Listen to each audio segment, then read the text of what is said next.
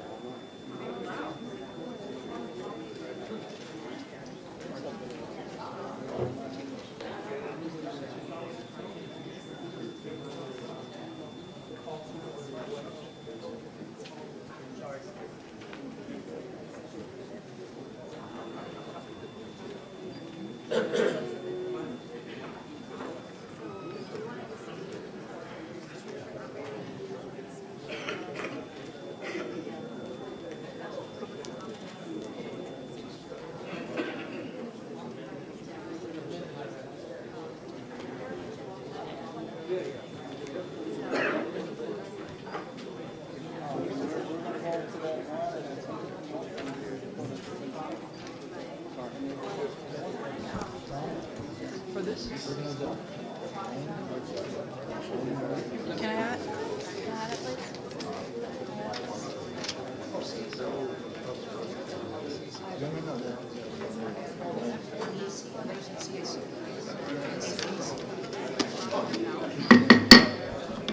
Good evening. This is the Dania Beach City Commission regular meeting. It is Tuesday, January 28th, 2020 at 7 o'clock p.m. Can you please call the roll? Mayor Llewellyn. Here. Vice Mayor Odman. Here. Commissioner Brandemart. Here. Commissioner Harris. Here. Commissioner James. Here. City Manager Garcia. Here. City Attorney Ansbro. Here. Would you please join me in saying the Pledge of Allegiance?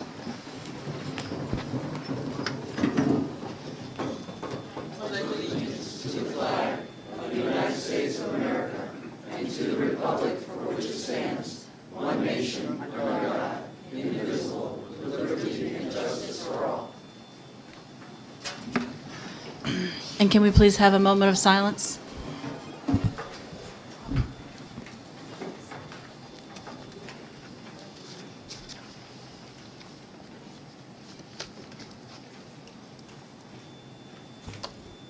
Thank you. Vice Mayor? Am I working? Mayor, if I may, I would like to take a moment of personal privilege to address some things regarding the Dania Beach Historical Society. You may. Bear with me, please. It's been a really trying 14 days, and it's been a little bit. But thank you, Mayor Llewellyn, for granting me this privilege. We usually don't do this. To address some misinformation that was brought up at our last commission meeting on January 14th. I'm going to try and be succinct to cover the most egregious of the accusations that were brought forward by Mr. George and Mr. Jones, and to hopefully bring forward all the relevant documents as it relates to those specific allegations. I would like to preface this by saying, hi, George. I had a real friendship with Emmanuel George, or what I believed was one. I've known him since the summer of 2017. I found this one really beautiful text message that you wrote me when we first became friends. You wrote something like, "I've accepted you into my spirit." And it was like this real, genuine moment that we had.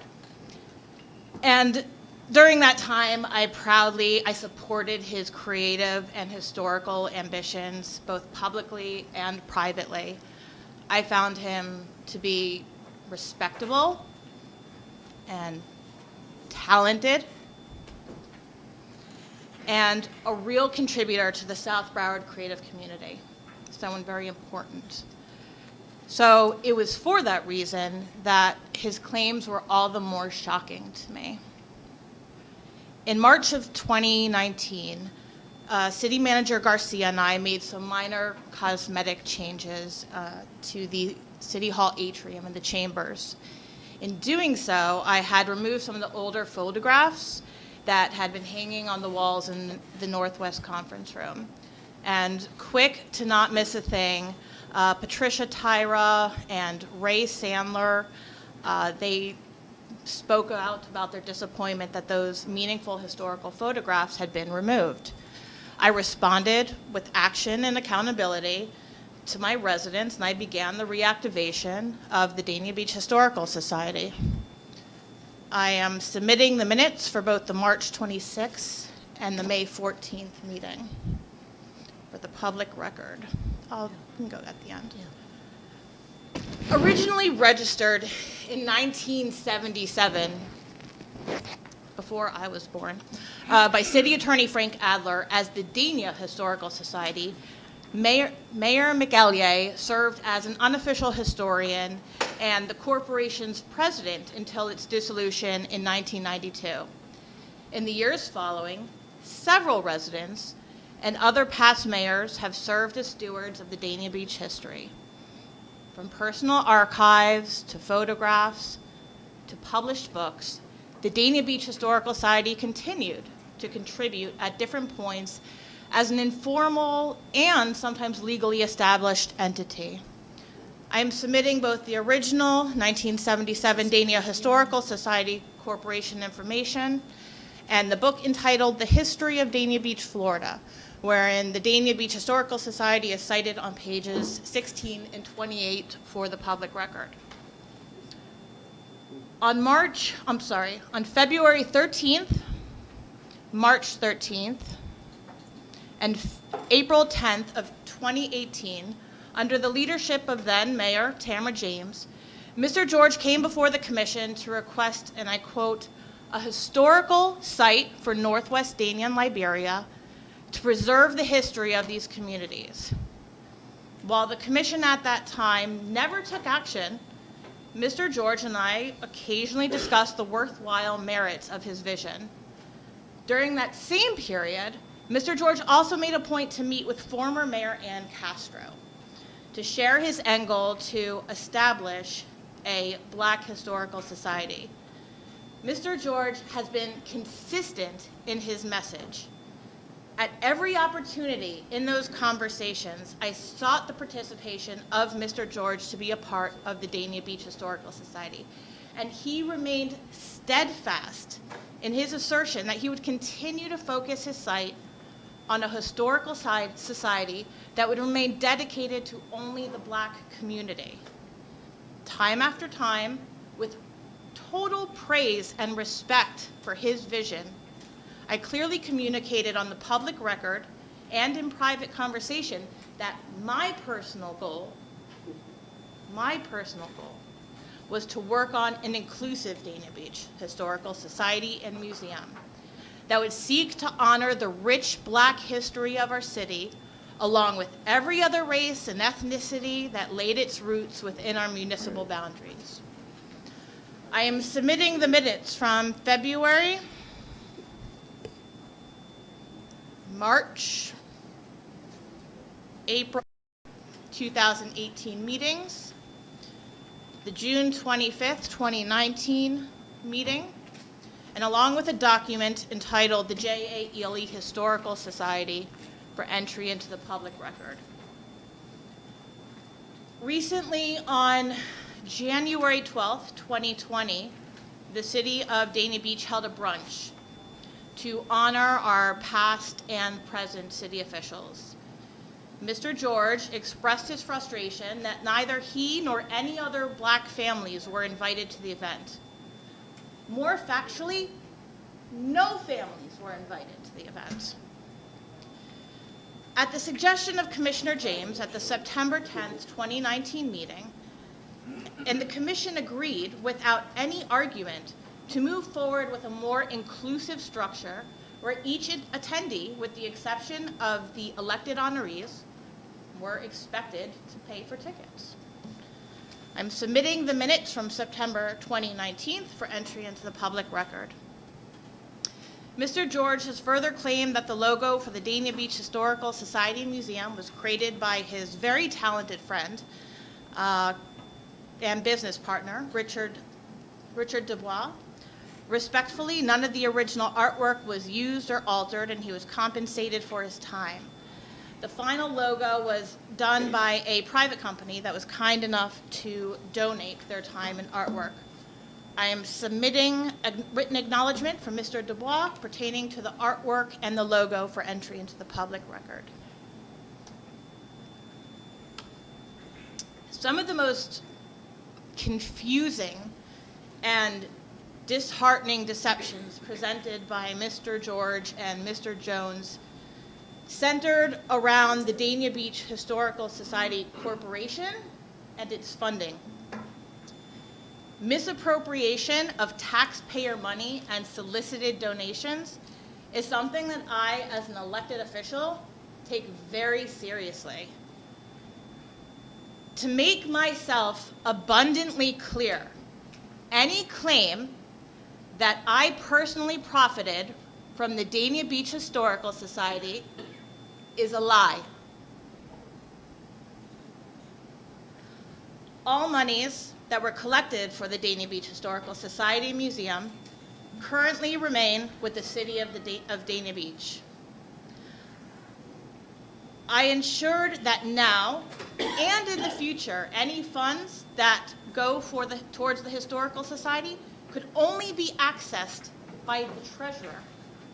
To that point, I am submitting a letter of legal opinion from the city attorney, Tom Ansbro. In that he states, quote, "The corporation proceeds from the ticket sales are being processed and to be paid to the corporation treasurer, Linda Wilson, and a bank account is being established for the corporation by her. The vice mayor has no ability to access funds related to the corporation and has not done so." I'm submitting the letter of legal opinion from Tom Ansbro dated January 16th, 2020 for entry into the public record. I further asked the city attorney to obtain an independent review of the matter as it pertains to ethics violations or a conflict of interest.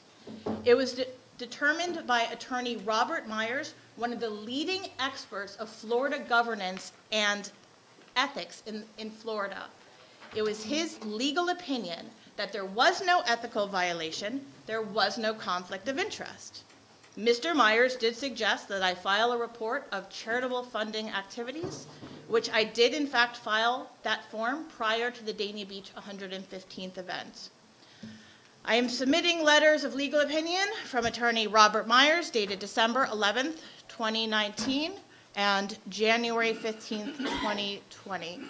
I am also including the fundraising disclosure form that is dated December 20th, 2019 for entry into the public record.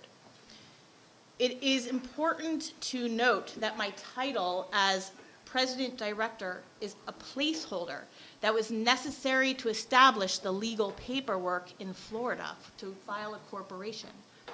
Each member of the corporate board, Claire Frost as Vice President Director, Linda Wilson as Treasurer, they were informed when they accepted the position that it would only be until the time of the first election, which has yet to be held. There has been no first meeting of the board. There was no objection by either member, and this was all done under the advice and guidance of City Attorney Ansbro. I do believe that any step off the path of progress presents us the opportunity to examine our process. As my colleagues have also gone above and beyond to serve our community as president and directors of their own private corporations that receive periodic money and resources from the city, it seems like a serendipitous time to scrutinize how were those dollars spent. And let's be sure that we, as elected officials, that we're aligned with best practices and are being sensible with the taxpayer dollars. With that in mind, I will be calling for a public workshop to provide an opportunity for residents to sit with us and to examine how we can collectively do better while moving forward. In conclusion, I want to thank my colleagues through the mayor for this time to address these rumors and unfounded speculation that were shared probably 7,000 times in 14 days. I made about a half dozen attempts to contact Mr. George directly and through two mutual colleagues in hopes that he would reach out. He did not.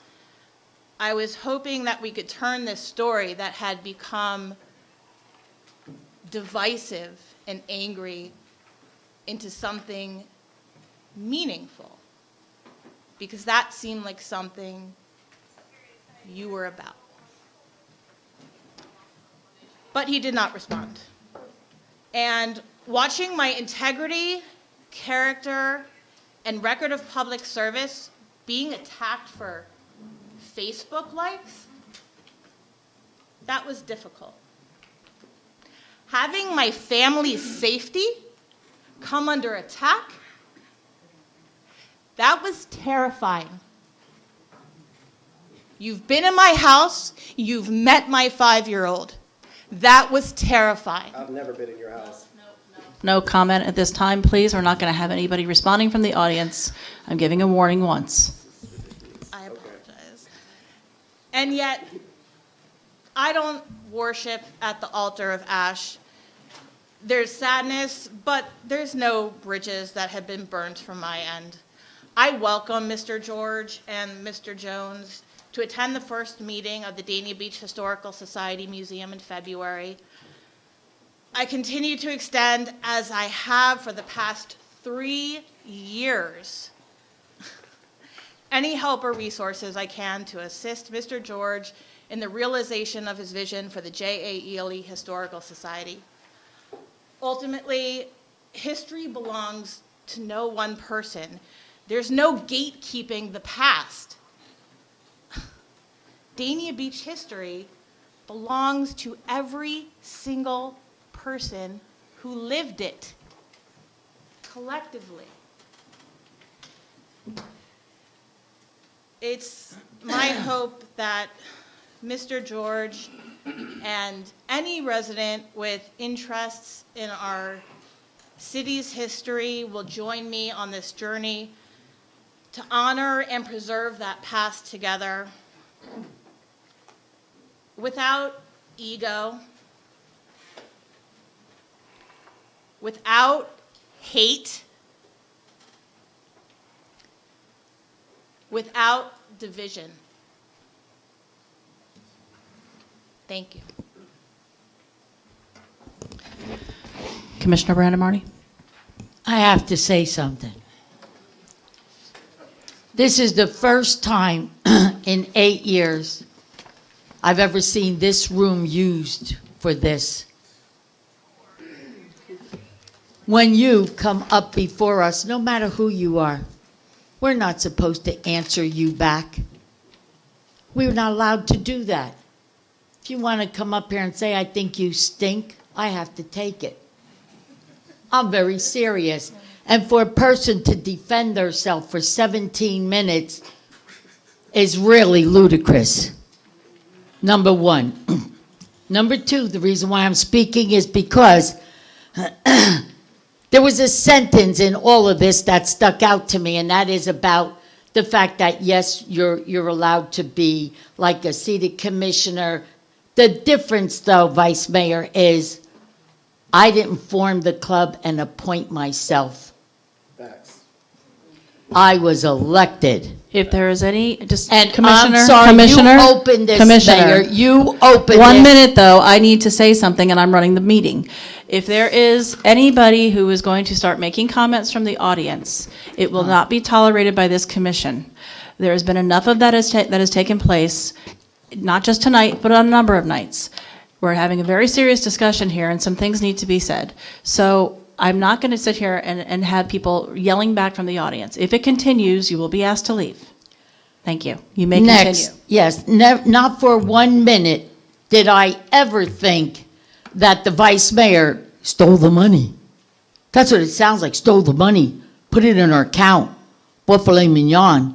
I never thought that for 1 minute. That's why I feel defending yourself on things that never been accused of is wrong. That's number one. And as far as all this garbage, all due respect, city attorney, that was put up here like you're in court. This is this from this one. This is that from that minute. This is this. Why? Because you don't have to pay for it. It's free. If he ever did that, he'd have to go out and collect money for it. That's the only reason why we should respect our residents and not answer them back and turn this into something bigger than what it was. If your life was threatened, there he is in the green, and there they are in the whatever pukey color that is back there. You could go to any of them if you're scared for your family. But with a show of hands, I'd like to know how many people in this audience didn't even know what was being spoken about for the 17 minutes. Or were you all aware of it? Well, guess what? Now it's out there, and now you know what it's about. That, to me, was something that needn't happen in this city hall. In this city hall.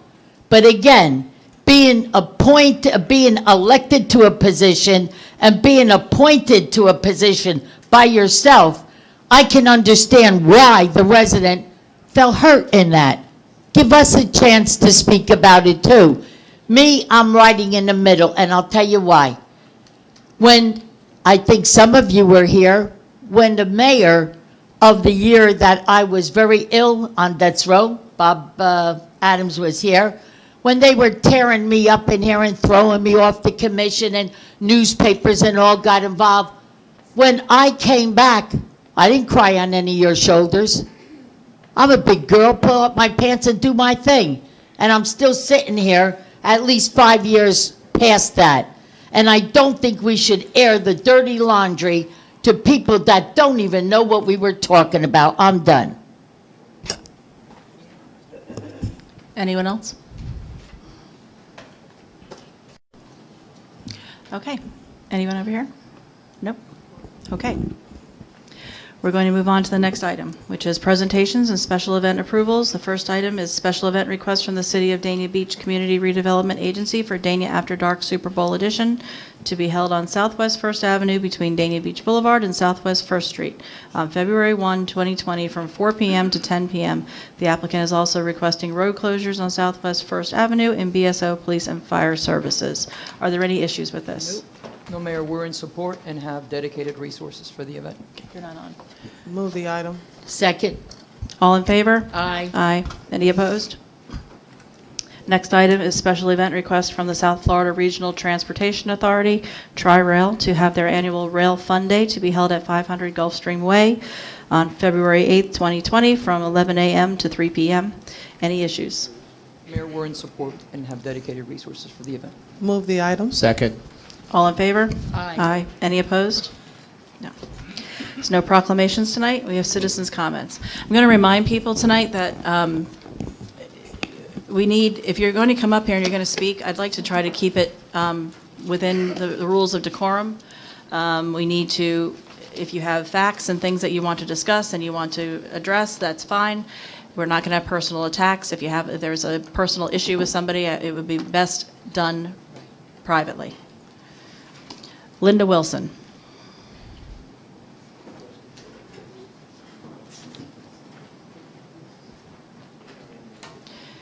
Please state your name and address, and you'll be limited to 3 minutes. Linda Wilson, President, Friends of the Dania Beach Library. I had several comments to make, and they will be very quick. If you didn't get to Saturday's motorcycle show, it was one of the best in the history of that show. It was attended by thousands of people. There were hundreds of bikes. The weather, God blessed us with it, and it was just incredibly good. And we will be there again next year, and I hope it will happen again next year. The only drawback is the parking fees. They're really astronomical for $10 at the casino. The church does it for $5, and the parking is sorely insufficient. So I would like for you all to think about that if you want to have this event again next year. I've never seen so many trailers and cars coming from so far. The second thing I wanted to talk about, mention, the Art and Seafood Festival is going to be, Art and Seafood Celebration is going to be the end of March. There is right now a call to artists out. It's on the city website. There is an application. You can upload your pictures. The final date is February the 8th. It has been publicized, and I do hope every artist in the Tri-County area will submit so that we will have a wonderful outpouring of choices. The other thing, DAD, Dania After Dark, and Art in the Hall is this Saturday on February the 1st.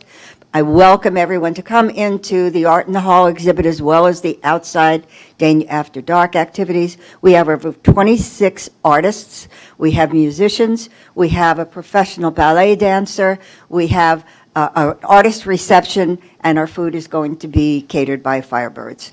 And the next to last thing, Zero Empty Spaces. It is a very successful art project that is going on all around us, and we have plenty of empty spaces.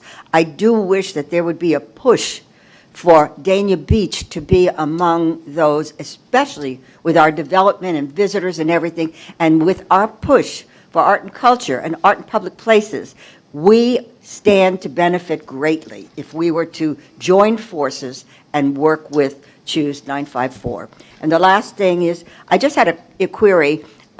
Over almost 2 years ago, I was part of writing a grant with Dan Murphy and Gary Moore on Honor the Legacy through the Broward County Arts Foundation.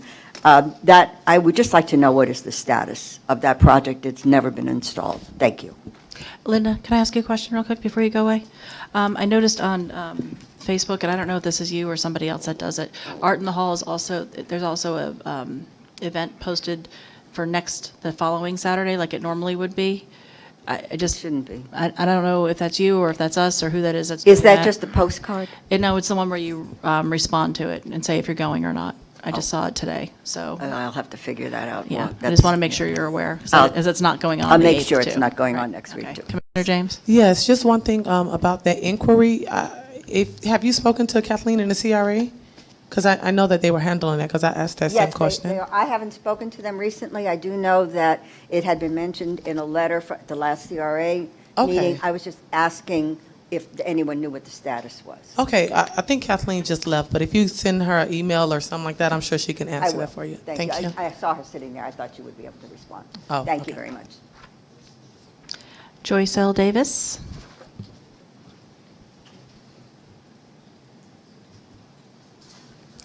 Please state your name and address, and you're limited to 3 minutes.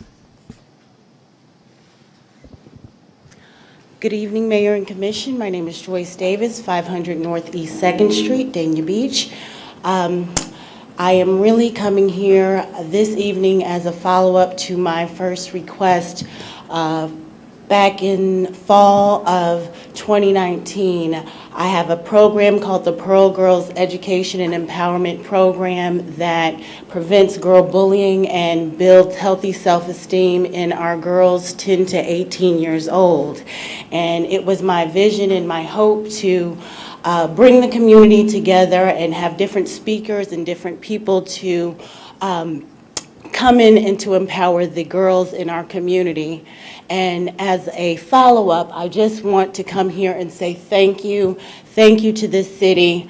I especially have to thank Miss Linda Wilson, who was so instrumental in going out and helping getting most of the sponsorships, business after business, person after person, and helping to bring this vision to life.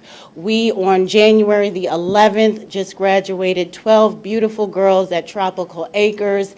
It was a very successful event, and it would not have been possible without the Broward County Library, without the Friends of the Library, without Memorial Hospital, without Joe's Grill, without Tropical Acres, without the Sun Credit Union, without Stage Right Events Travel Club, without Firebirds, without Gene Bieber, and without all of our guest speakers who came together to empower the girls in this community.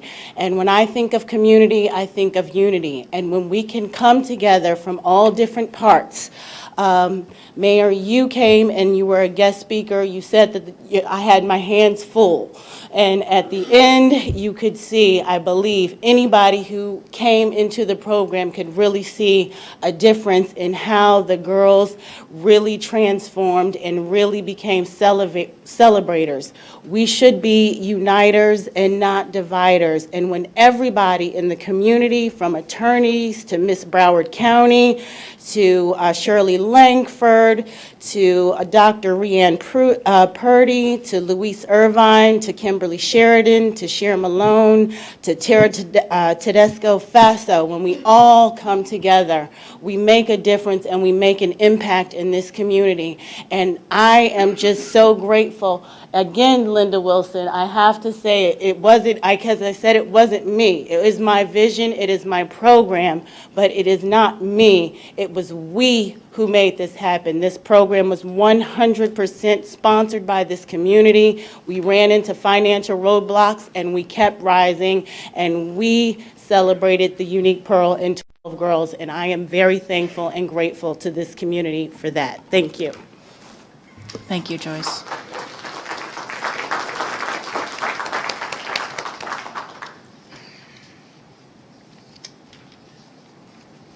Emmanuel George. State your name and address, please, and you'll be limited to 3 minutes. 17 Northeast 2nd Avenue. It's pretty interesting that, my tax dollars pays y'all, but, one person got 17 minutes from my tax dollars, and I'm only getting 3 minutes. I find that pretty ironic.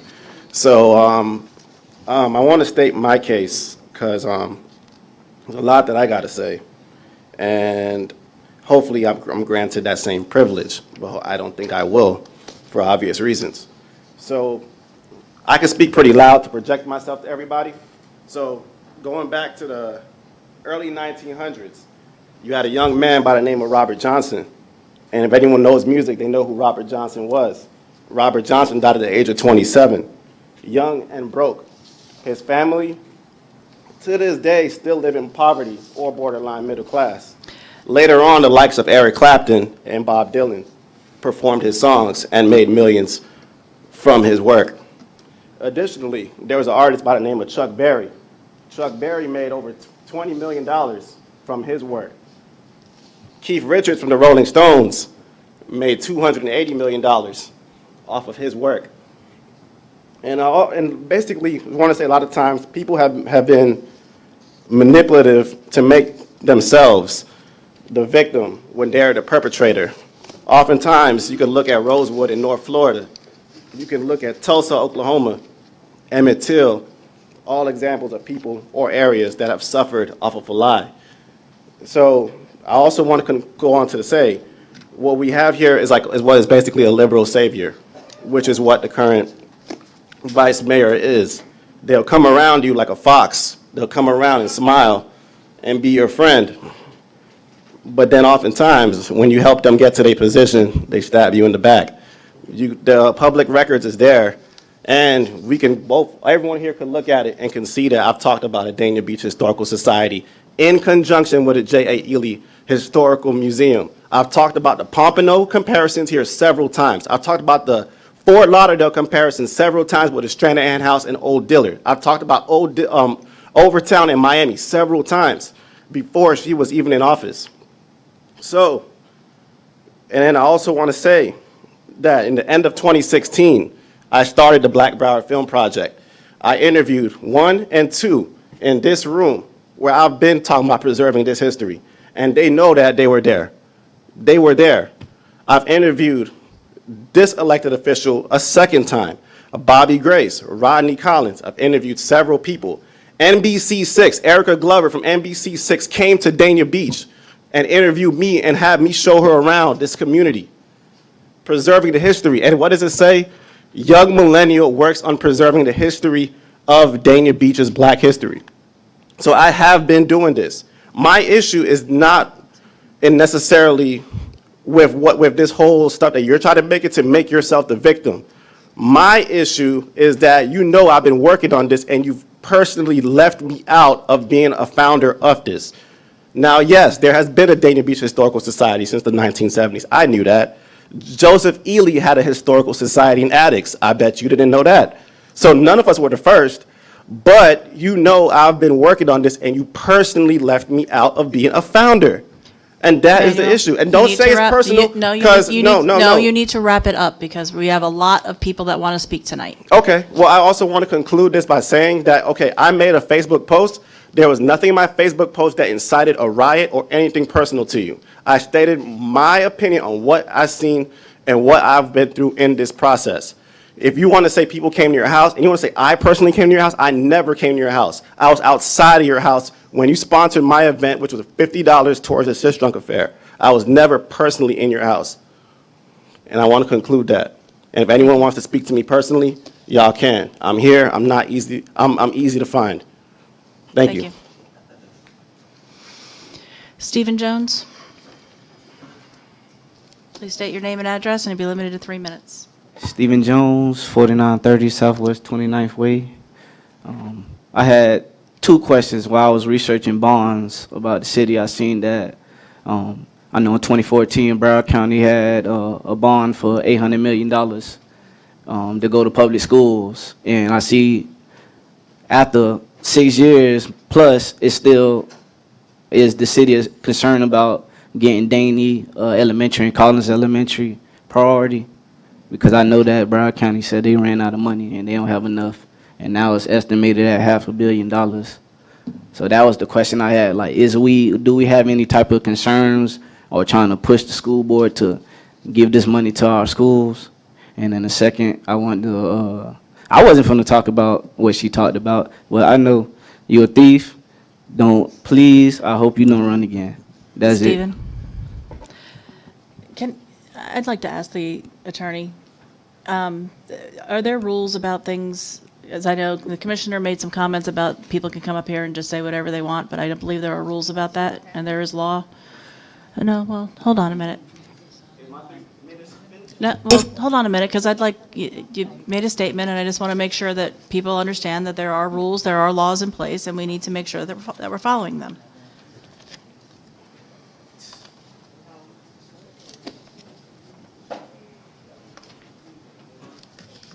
The city adopted rules of conduct for commission meetings in 1985. They've existed till the present. City adopted commission rules and regulations for governing meetings in 1985.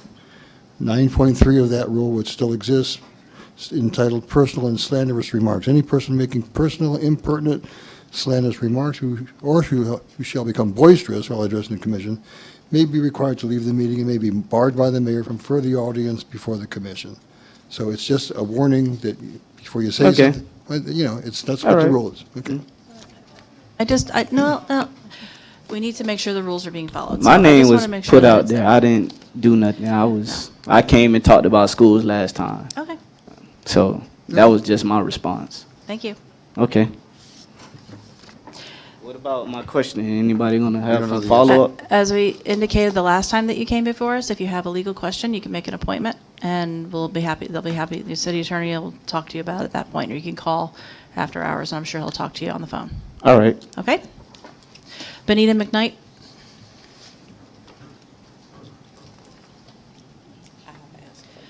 Please state your name and address, and be limited to 3 minutes.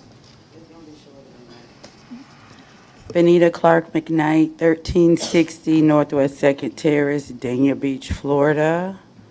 Good afternoon, everybody. I would like to say, I know Lauren really well. I have been to her house. I know her son. I know this young man very well. This is overwhelming, guys. It's too much.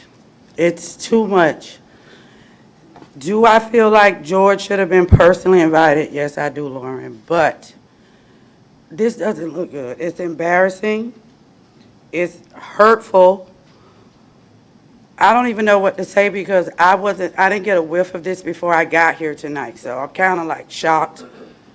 And kind of like, y'all was really good friends. I know that for a fact. You mean to tell me this wasn't something that you two could have worked out as adults? Did it have to like come to this? I'm really hurt over it. I am for the both of you. Because I know that he put in a lot of work to this. And even when I heard about that he wasn't included, I even felt some type of way, honestly. But what I'm hoping is that everybody can get on the same page and work together and y'all can be friends again. It's fixable. This is something that we can fix. And that's what I would like to see because this isn't what we work hard for. I work with you day in and day out. You know that. So, like, this is not good for us. This is not what we want to see as citizens of Dania Beach. So if y'all can make it work, y'all make it work. If I have to have lunch and make y'all get together, we're going to make something happen. Thank you, Benita. There are a number of people here that have an item under the public hearings that you want to speak about. Do you want to wait until that time? You want to say it now? Okay, I'm trying to, well, wait, okay. I just want to make sure. That's Susan, right? Okay. Christine Musial, are you part of that group as well, or is that somebody else? Later? Okay. Jose Armand?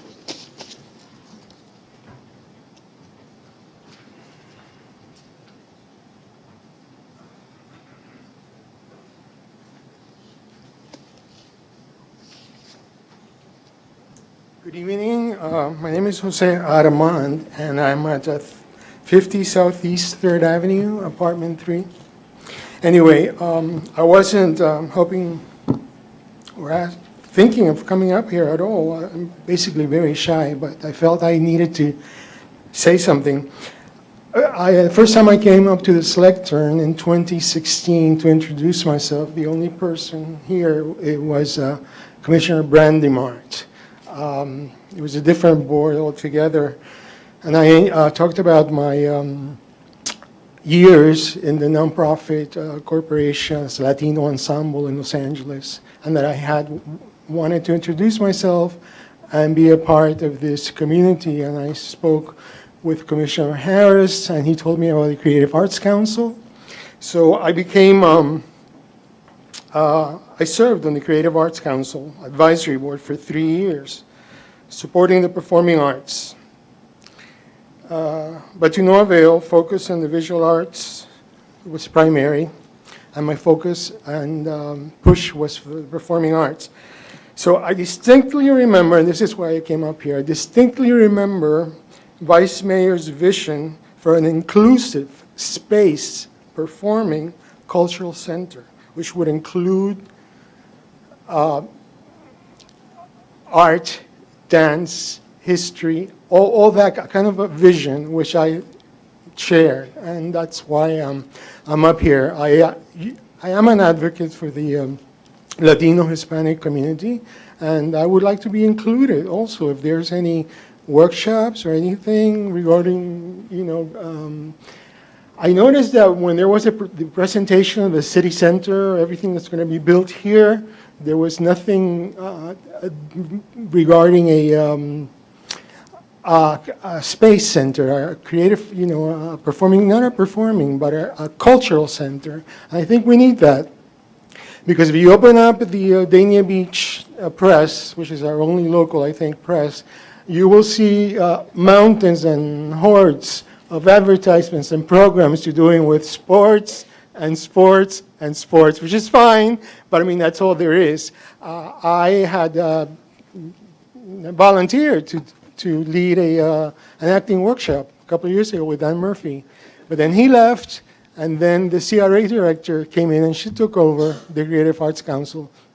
And in my opinion, since then, it's become an appendage of Dania After Dark. So after 3 years on the Creative Arts Council, I served my term. And anyway, just a few words. That's what I wanted to let you know, Lauren, that I do share your vision, and I hope that I can be included.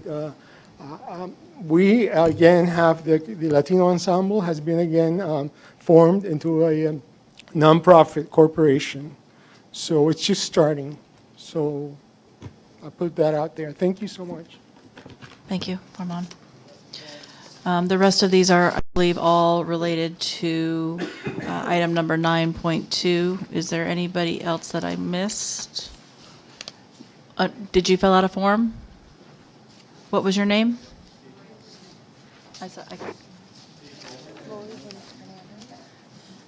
Okay, you have checked off public hearing item 2, so that's okay. Come on up then. Gloria Fernandez. Please state your name and address, and you'll be limited to 3 minutes. Good evening. My name is Gloria Fernandez. I'm a resident of Dania Beach. I live at 3831 Southwest 56th Street. It's a single-family home that's located just east of Southwest 40th Avenue between Sterling and Griffin Road.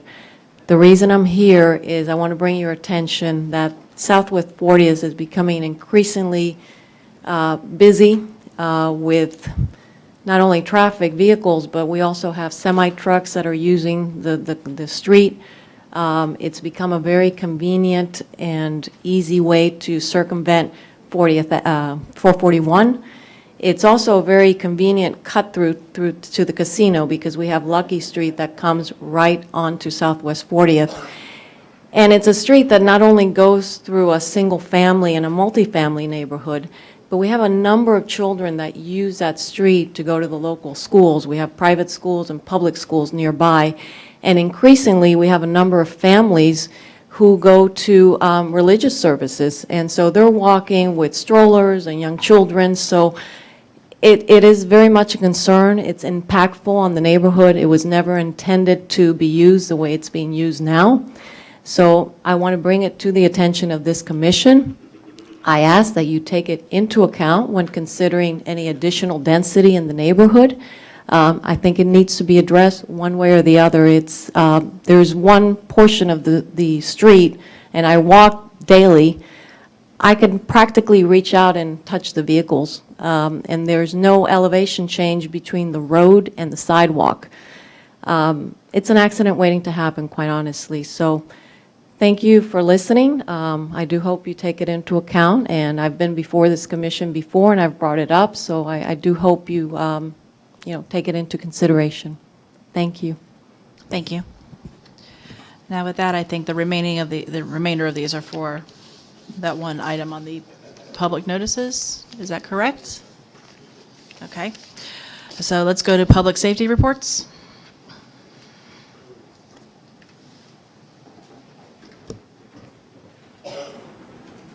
Good evening, Mayor, Vice Mayor, Commissioners. Tonight I'd like to provide a brief update on the SEPTED and security assessment, which was conducted back in January of 2018. I'm saying brief because there's a full description of everything that's going to be done and that has already been done. I'll provide that memo to you, Manager, right after, unless you want it before. I'd like to share it with all. Okay, I'd like to share it perfect. with the elected officials. Okay, wonderful. So this is just a brief overview. It doesn't include everything that has been accomplished or will be accomplished. Remember, this is also an ongoing mission.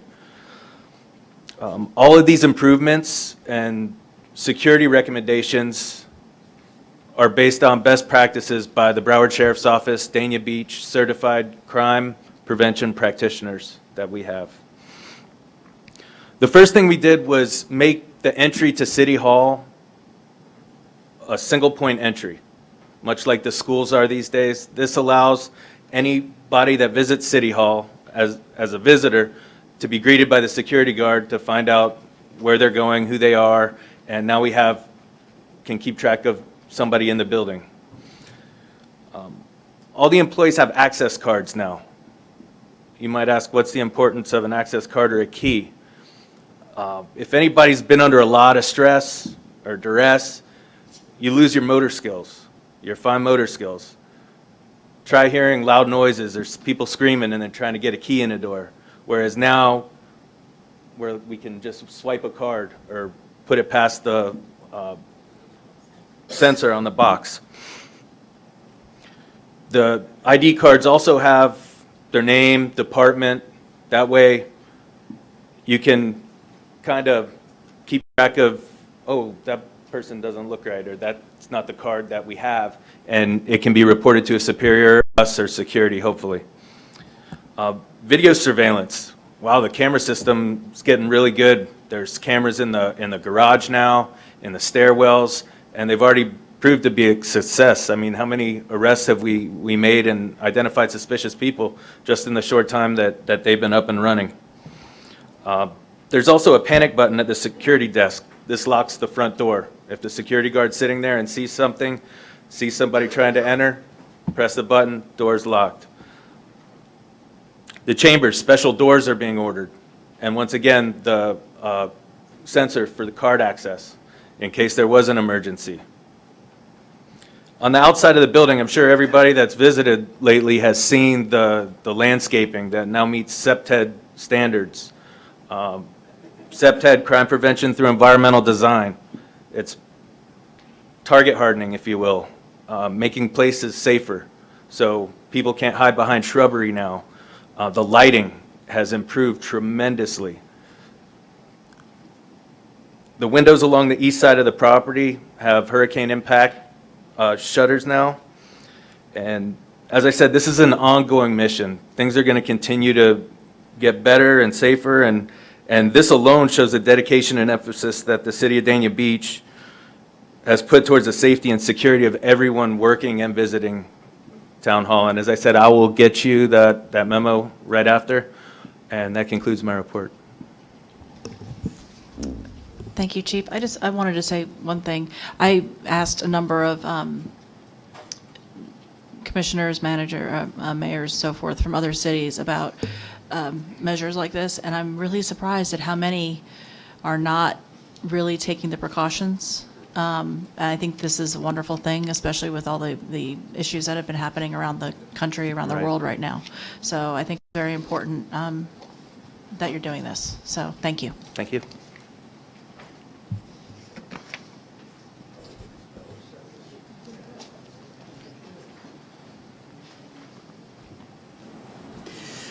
Evening, Sergio Pellicer, Fire District Chief. In my report tonight, basically, the most important thing I want to point out is that on February 20th, thanks to our HR director working with our team together, we'll be training the whole entire city staff on the Stop the Bleed kit. And that'll be something that, unfortunately, in this time and age, we have to prepare for. Last week, I attended the Florida Fire Chiefs Convention Symposium, and I can tell you that I came back with a lot of good things that is going to help make our team a lot better. And while I was there is something I really, personally want to speak about, which was our team. We took a team of young individual firefighters, a lot of them from this district that work at Station 17, and they competed in what's called RIT competition, which basically means they go through a maze with their air packs on air, and their masks are blacked out, so they can't see anything in front of them, and they practice trying to recover a lost or downed firefighter. And they go through a competition, and the top 5 teams make it in the finals. And in the finals, these guys simulate a actual line of duty death of a firefighter. And I could just tell you that our team did tremendously well for the first time competing, and I'm very proud to say that, Dania was represented very well. So, thank you. Thank you, Any Chief. questions? Nothing? Okay, next we have the consent agenda. Are there any polls? 7.4. 7.4.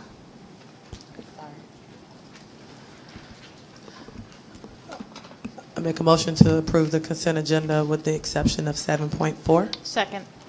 All in favor? Aye. Aye. Any opposed?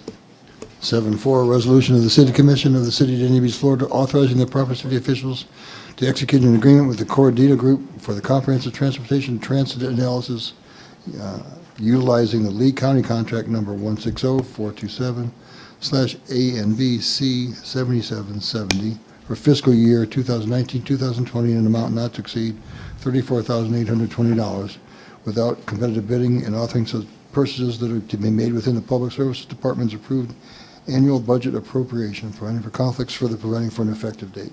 Yes, thank you. The only issue that, I don't have an issue with the study. The only issue that I have is that it's coming from Commission's contingency. And I'm unsure of why the funding is coming from Commission contingency. When I asked this question before the meeting a few days ago, just to be sure of where it was coming from. And I believe I was told it's coming from Commission's contingency. And if that is the case, I'm unsure of why we're using our contingency on an item that was brought by Public Services without our discussion and approval. City Manager? Certainly, Commissioner, and that's a very good question.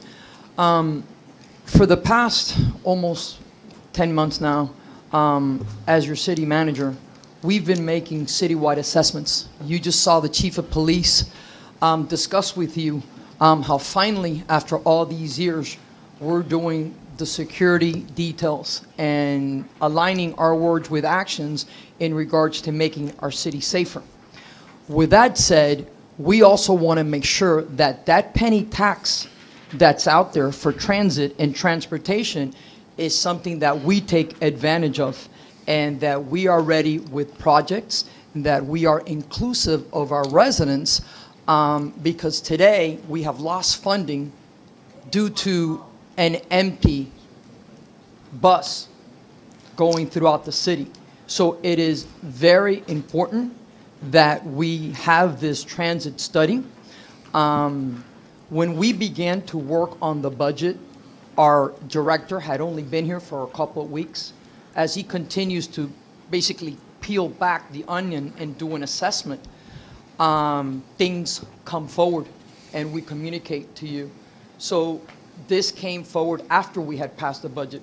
And the reason that you have your contingency is for us to communicate to you anytime throughout the year when we recommend that we tap into contingency for items of extreme importance, such as this one.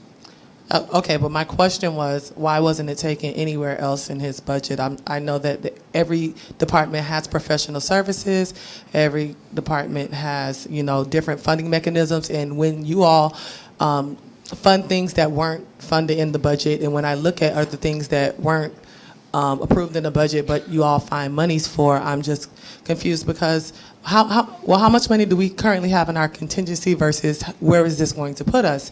And what happens when the commission has an initiative or a priority that we want from moving forward with any type of planning that we can't accomplish because this is being taken, but this is not one of our initiatives that was brought forward, and that's why I'm asking. Absolutely, I'm on board with the study. I've said that time and time again. You don't need to sell me on that. You need to sell me on the fact that it's not spelled out in here that this is coming from the commission's contingency. Therefore, if I don't dig extra deep, I won't know that. And if something's being taken from our pot, that when emergencies or stuff come up, we decide that we want to take it from contingencies, that is stripping our ability to do that because it doesn't say it anywhere on here. Well, when we put out the agenda, we put the agenda on Thursday afternoon, and we put the agenda so any questions that you may have can be answered. The minute that you reached out and asked me where this funding was coming from, I immediately contacted our finance director, and he explained to me that this was coming from the contingency from the elected officials. In past cities, the managers have a contingency. Maybe in the future we can have an administrative contingency. But right now, the only place that we can tap into to invest for such a very, very key important study is on the commission contingency. I would also like to remind you that we ended up trimming our budget close to $2 million to be able to bring you a balanced budget this year. I get it all, and I'm not trying to go back and forth. What I'm clearly saying is in the message that you wrote back, you also wrote we have a very healthy reserve. And if we had any other priorities that we wanted to do, we can go through the reserve. But the problem stands is this. When we go through the reserve, we look bad to the public. So if we're spending all of our money out of contingency every time there is an issue, and then when it comes to something that we want to prioritize, we have to go through the reserves, we look bad to the public. And yes, we did have a balanced budget, and yes, we did work together simultaneously as a team should. I am just strictly speaking on protocol. If that was a wish, that should have been desired to this board before it is on a consent agenda so that we have knowledge on what we are doing. Because again, when I look through the backup, it does say contingency. It doesn't say which one. So then I have to ask additional questions, and then I have to go through and say, well, is this protocol that something just goes on consent for the commission's contingency and we have not discussed it? Commissioner, when we say that it's coming out of contingency, we only have one contingency. So it is this contingency. At the end of the day, I'm here working with subject matter experts and the professionals, your administrators, to make recommendations. At any given time, that's all that we could do. Make recommendations in regards to what's in the best interest, and we seek your support, and either you vote it up or you vote it down. That's all that we could do. How much money is in our contingency? We can have our finance director, please, answer. And where would this put us? Good evening, Frank DiPaolo, Finance Director. Currently, there's $42,899 in the contingency, and so this would take around almost $35,000 away from that, so it'd leave around $8,000. That's my issue. An adopted $114,000 in the general fund budget this year. And we would have to go all the way to October, correct? Yeah, this is the contingency that's available through September 30th, 2020, sorry. This is my issue. This is a concern of mine. This should be a concern of everyone's. Like, The commission's contingency is going to go to $8,000 for us to decide what are we going to do through the rest of September. It is unfair, and I think it doesn't follow protocol for us not to even have that information before making a decision. And I'm sure you might have all the support that you need for this item to pass, but it isn't right. It's not right, and I don't support it coming from our contingency when you're going to completely wipe it out and leave us with $8,000. I think we have different funding mechanisms that we can have and that you can find so that we can have this in the way that we need this. Commissioner, as I said, we cut almost $2 million from this budget. I don't have to tell you what we went through with the budget process to be able to balance this budget. At the end of the day, we are October, November, December, January into this budget season. This is a priority because this is an investment.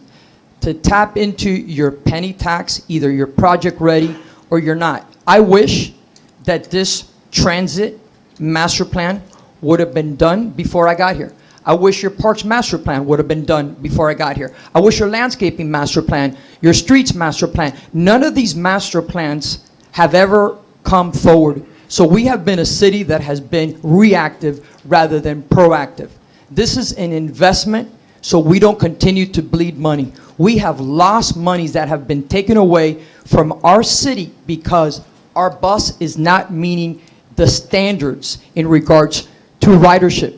So if you don't think that this is important, then Please don't. That's not what I said. I clearly said that you don't have to sell me on this. I don't think it's right that you are wiping our contingency out to do it. That is what I stated. And for the record, I will say it again. I am not against this project. I am against you using the commission's contingency that will take us from $45,000 to $8,000 to fund what you feel like is our priority. That's what I said. So we can call the. We have multiple people that would Okay, like to I'm sorry. speak. Commissioner Harris? To Frank and to the manager, I believe that as a seated member on the Broward MPO's, the Broward Metropolitan Planning Organization, that there is a funding mechanism that may pay for either part or all of this study, because the implementation of, I believe it's the 6th interlocal agreement with the county for the implementation of the 1 penny sales tax, and those funds should be available to us in a portion within the next 90 days. So this $34,000, and I'm looking at my schedule here because there's a meeting of the steering committee on the 5th, and then there's a board meeting on the 12th of February. So we'll know at that time how much money we're going to get in 90 days from the county. So that should alleviate that's some a of very the- good point, Commissioner, and I'm so glad you brought it up because our goal would be if we can get reimbursed, that's certainly a path that we would take. We would be very, very proactive in regards to being able to get reimbursed. Our goal would be, if we wait 90 days, it could push us out of Right. the game plan to be able to project ready. complete it as soon as possible. Because it's a process and it's very inclusive of our residents in regards to where they would need to take the bus and the routes Right. and everything. But, I'll double check the numbers and the funding mechanism with the county, and that's our Commissioner, Tim Ryan, tomorrow, so we can better get an answer as to when the funds will be available. But the funds are gonna, the 1 penny sales tax funds go to the state first, and then they trickle down to the county. And then in the county, there's 31 cities that share the money, and you count, the Broward County School Board is 32, and then the county itself is 33. So that money is divided into 33 different pots, and a lot of it is funded by the population. And we, being one of the smaller cities, are, I hate to say it, but kind of like on the short end of the stick sometimes. But with our help and going before the county, maybe we can speed up the funding mechanism for that a little bit more, because project-ready items go to the top of the list. Commissioner, can I just ask you a question? Yes. They would be willing to reimburse it if we put the money forward now in order to make sure that we get on that list? There has been discussion about that, but I don't think there has been a definitive answer. So if we're able to get reimbursed, we will certainly seek to get that reimbursement. But we do have to get on a list. We have to basically have shovel-ready projects. That's correct. Vice Mayor? my question was for you, Frank. So, I actually agree with Commissioner James. Before we've set our priorities, it does seem a little unfair for the commission to wipe their contingency down to 8. But, obviously, on the other hand, I agree that this is something very important to do. Is there no other place? Have you looked under every stone, Frank? Did you look in the sock drawer? Did you look everywhere? I'm at the point where I'm looking for more stones to look under. It's, I wasn't involved in the budget process, as you know, but it's been tough this year. Certain things have come up throughout the year, and we've been moving money around within the general fund where we have savings and making room for things to happen. And we can go back and we can look through the budget. $34,000 is a lot of money to just find. And, you can use the general fund contingency account, and if the reimbursement comes in, it can be reimbursed to that account. If the city commission is not comfortable using the contingency, it can be appropriated from fund balance and then reimbursed. It's the authority that you all have. That's betting on the reimbursement, right? Correct. I have an idea, if I may. Yeah, absolutely. So, Sure. Good. how about if we look at personnel? Some of these positions that were funded to begin October the 1st have not yet begun. So perhaps instead of taking the whole, could we divide it in half? So what's the total that we're asking for? 34,820. So Yeah. half of that would be, 17,410. would that be something Yes, that would be yes. a little bit, so we'll find half of it, okay? And then we'll still go for the full reimbursement from the MPO, and then we would reach an understanding that we don't wipe it out and it becomes a win-win for everybody. Yeah, I think to split the baby sounds really fair, and I don't know how the commissioner feels about it. Well, wait, we have Okay, other people sorry. to speak as well. But yes, that works for me if we can make that Okay, happen. thank you. Commissioner Brandemarty? A question for our city manager. City manager, can you honestly say that you were 100% comfortable with leaving just $8,000 there? Yes. Yes. I would never bring something to your attention that wasn't a good investment. Because remember, not only is it a good investment, but we have been penalized.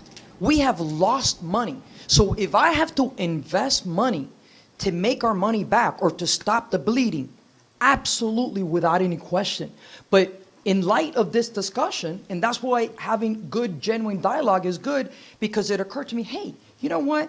Maybe instead of the whole amount, we could split it and find areas in personnel, so it's a win-win. Well, city manager, in the future, let's have dialogue first, then put it on an agenda. Please, all right? So that, because you came up with a solution. We could have done that before it even got put in front of us and the public. And found a solution. Absolutely. And you know what?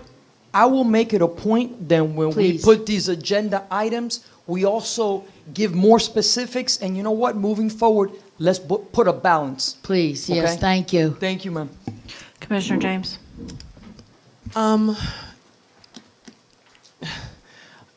I guess we can do the half and half, but definitely moving forward, I think that we really need to follow protocol.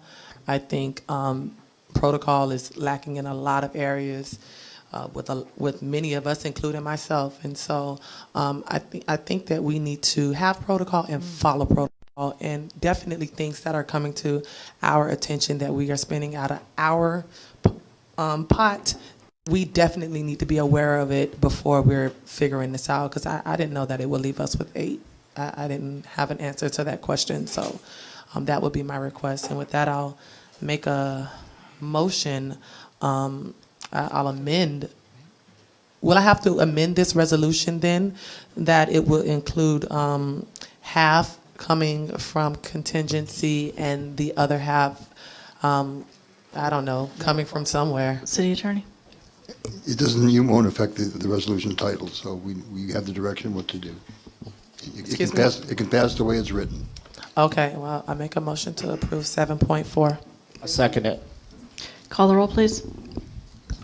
Commissioner Brandemart. As amended or not amended? Not We're going to amended, do not it, amended. leave it the way it is? Yes. That's Okay, yes. Commissioner Harris. Yes. Commissioner James. Yes. Vice Mayor Odman. Yes. Mayor Llewellyn. Yes. 5-0, thank you. Bids and requests for proposals? 8.1 is a resolution of the City Commission of the City of Dania Beach, Florida, authorizing the proper city officials to award invitation to bid ITB number 19-012 for the Community Development Block Grant CDBG years 43 and 44 Neighborhood Improvements Project for installation of solar lights rebid to Imperial Electrical Incorporated in the not to exceed amount of $293,600, providing for conflicts, further providing for public, an effective date from Public Services.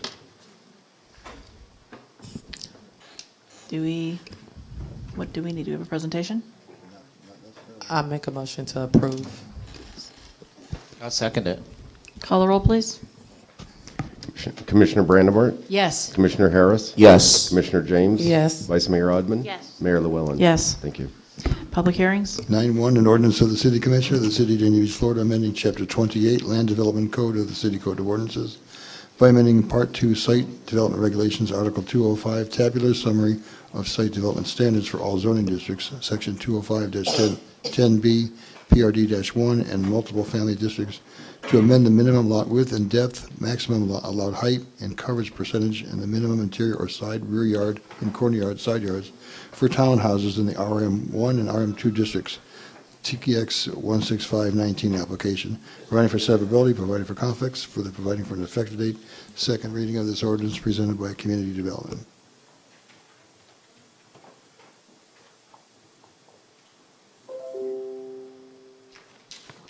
Good evening, Corinne LaJoy, Planning and Zoning Manager. This is second reading of the text amendment. First reading was at the previous earlier meeting this month. This is the text amendment, just as a refresher, to the RM1 and 2 zoning districts specific to the townhomes. And this is where we're kind of expanding the setbacks and the open space areas. And I can make a presentation if you'd like me to do that. Same as last time, yeah. It's the same. No changes have made between first and second, correct? Okay. I don't need a presentation. I don't think anybody does. There was one of the individuals that had filled out a form, I believe Kurt Larson, also has 9.1 listed as something that he wanted to speak about. Is he here? Yes.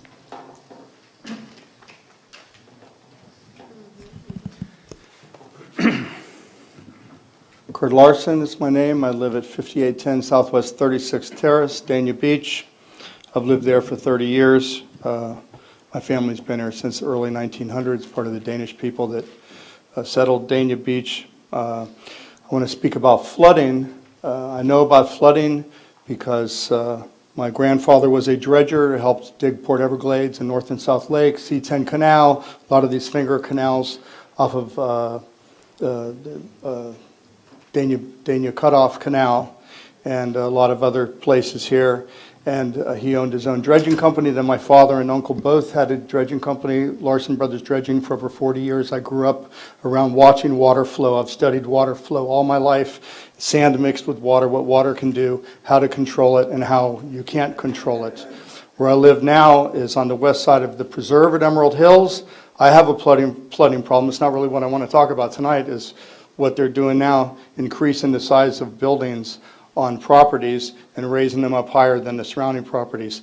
We live on the Atlantic Coastal Ridge, which is a ridge, there's cuts in it where the water always flowed from the Everglades to go back to the ocean. If you go down the Sterling Road from I-95 to 441 by the Hard Rock, you'll see there's hills going. Those are big hills to me because in a place that can have 100 inches of rain in a year, it doesn't take much of a hill for a lot of water to flow.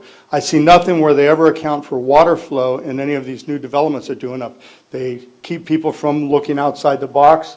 The engineers are looking at a two-dimensional thing, and they, we'll raise it up, and this is pervious area, we'll put a drain that's going to go in. They're not accounting for groundwater flow coming from higher areas. The hills on Sterling Road are beach ridges. They were carved thousands of years ago by the water flowing to and from the ocean. And there's tree islands. I live on the side of the actual Oak Ridge. Oak Ridge is in what was a swamp where there was the golf course. And the water flows between those beach ridges. They're not accounting for the water flow. I have Let me just show you a couple of pictures real quick. This was behind my property before they raised the property back there. You can see on the right, my property is up there where it's much higher, okay? The property back behind me was a lot lower. Everybody can see this, okay? All the water always went back behind there. This was my backyard. Every time it rains hard, ever since, okay? See this? All the water all the way up to my porch. Over 25 years, I never had any water on my property. But you can see in this picture how much higher that property behind me. Remember how much lower it was? Look how much higher the property is behind me than my property. All you people that live on Lucky Street, your luck is going to run out if they do what they're talking about doing. And that's not this one here. This is about making less pervious area around the buildings and everything. You show me one place around here. I drove a tractor trailer for 30 years. I got out of the dredging because there wasn't enough work. It moved upstate. I was out there driving in the water, going around flooded cars and everything when I saw these 100-year rains, 1,000-year rains. They talk about planning for a 100-year rain. It's bogus. That is 17 inches in a 72-hour period. I can take a mister and spray here 17 inches in 72 hours. We don't get rain like that. We get 4 inches of rain where your whole house is shaking and it's quivering. The water doesn't sit on the roof and say, oh, I got to wait until it sinks in down there and go down. The water flows off the roof and it starts flowing to the lowest place. It might be your neighbor's yard. Here's a picture of a guy. I went and talked to him. Picture from the newspaper. Every time it rains, on the one side of his house was built in 1941. The other side, they built a McMansion in 1999. In between, every time it rains hard, he has to go out there with his pump and pump it. His family's been there for 70 years. Never used to be a flooding problem there. But they say, oh, the floors have to be at 7 feet, okay, for the new FEMA standards. Yes, the ground around it doesn't have to be 7 feet. When I told Dominic Orlando about this 6 years ago, when I told them that my house was going to flood, he said, oh, well, then they'd have to have wheelchair ramps. That would cost too much money. You can't do that. They should be building them on piers or something like they do every place else. I don't see any place else. And the engineers, I've talked to hydraulic engineers, tell me I'm exactly right with all my data and everything, but they will not speak out about it because they have to work in Broward County. They can't get work. They'll be blackballed. There was a great flood here, the great flood in 1947. Let me just tell you, we had over 100 inches of rain that year. There was drought the years before. The city of Davie was evacuated for 6 months. They had to move people to the Naval Air Station at the airport. We just had a few systems. Only one of them was a hurricane. They were just some systems. This could happen here anytime. And water was really deep. I have aerial photos. I've studied all the aerial photos of where the water flows and where everything was flooded. This is a crying cow. This is a thing they made about the flooding after they started the South Florida Water Mr. Management Larson, District. I need you to that. start wrapping it up here. Okay. All right, I have some really good things. The hardest thing is getting to where the layman can understand the flooding things. They throw all kinds of technical engineering terms at you. I have a really good thing. I'd like to give each of you a copy of it, if I could, either now or later. That's I've fine. got like 10 copies You can of leave it. it with us. It's really easy to understand, and you can see what they're not doing is challenging and challenges in forecasting flooding. Thank you.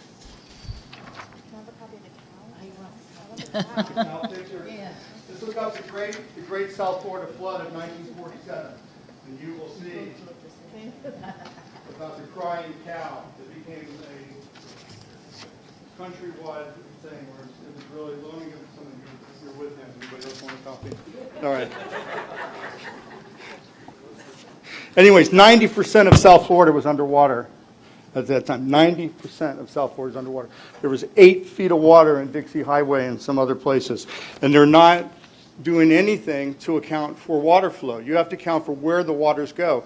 This 100-year thing of taking where everybody's properties are is like a sponge. The groundwater, the water all flows through it. What they do now is it's like putting a brick in a pan of water. The water goes up, it's going to go down. You put a sponge in that pan of water, the water will go down mostly because it'll flow through the sponge. Water won't flow through a brick like these houses. They put impervious soil on top of the pervious soil. And I could go on forever. I would like to meet Thank you, with Mr. all of the commissioners or something. You're welcome to contact I have us. 6 years of research. that All of I've- our that I've information, done. all of our information is on the website. You can contact any one of us Okay. via email, phone call, whatever All right, you But I want. really would like you all to delay this and the other one Thank you. until you find out what's going to happen with the water. Thank you, Mr. Larson. This is a public meeting. Is there, a public hearing? Is there anyone else to speak for or against?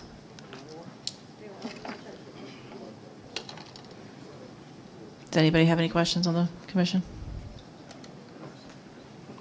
Vice Mayor? So can someone speak to me about the water? Good point. Anyone? No. No. From city staff, I think she's talking Yeah. about. I don't know if Corinne or if Fernando. Oh, we need Dr. Bletcher. So we need Dr. Bletcher to come and speak with What about the builder? us. Is the builder here? Oh, no. Or Corinne. This is a text amendment. All right. Yes. It's not regarding a specific Correct. project. Right. And in fact, what we're proposing is to expand the setbacks, to have greater setbacks and a smaller building area.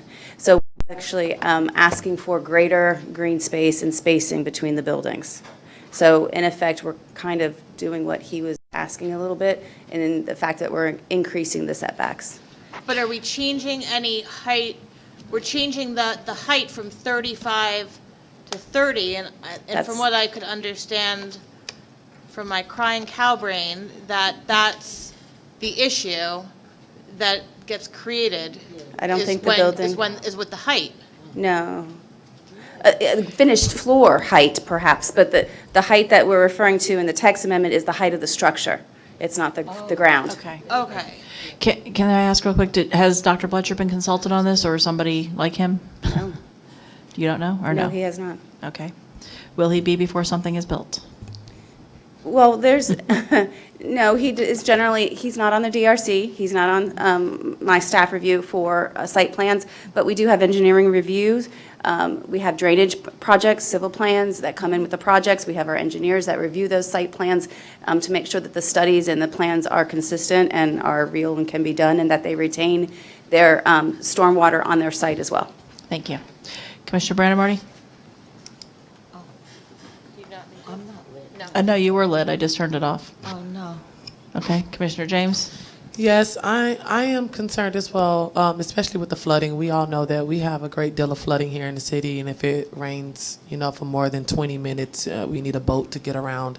And so I see a lot of the developments coming that there is a standard that, or a height requirement due to sea level rising and all the other stuff that they have to be built higher. But Corinne, what I don't understand, you and Mark, I'm not an expert in this, to say the least, but I don't understand how they are able to keep all of the water on their property unless the roads are just configured in a way to where they are just, because I see so many developments, even the Saratoga. That's the one I see the most right now. And it is so much higher than everything else around it.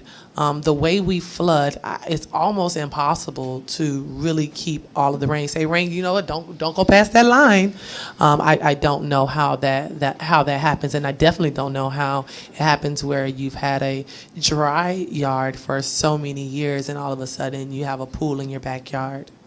I'm not an engineer either, but I can tell you, and I haven't looked at the Saratoga plans in a while, so I can't say for certain, but I know that the way that new development projects maintain their drainage on site and the storm runoff on their site is through either drainage in their parking lots. If they don't do that, it's the pitch of the driveways. They have to pitch it internally so it doesn't flood into the streets or to the neighbors.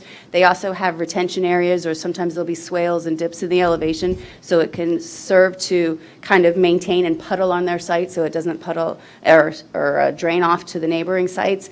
And often what people are seeing is that their properties, especially if it's a vacant field or an undeveloped lot, will flood onto that site, and that vacant site ends up serving as the drainage for the area. And when you build on it, that water from other properties no longer go there, and it looks like it's increasing the flooding, when really it's just not accommodating the other properties anymore. So when it's just standing water and including on the street that goes up to your driveway, of everybody's driveway, how is the water separated? I mean, I don't know if that's a silly question or what, but I'm envisioning like, okay, you have the swell, you have the little dips in one of the projects out west, and then you do have how some driveways are. But what happens when the water is so great that the entire place is flooded?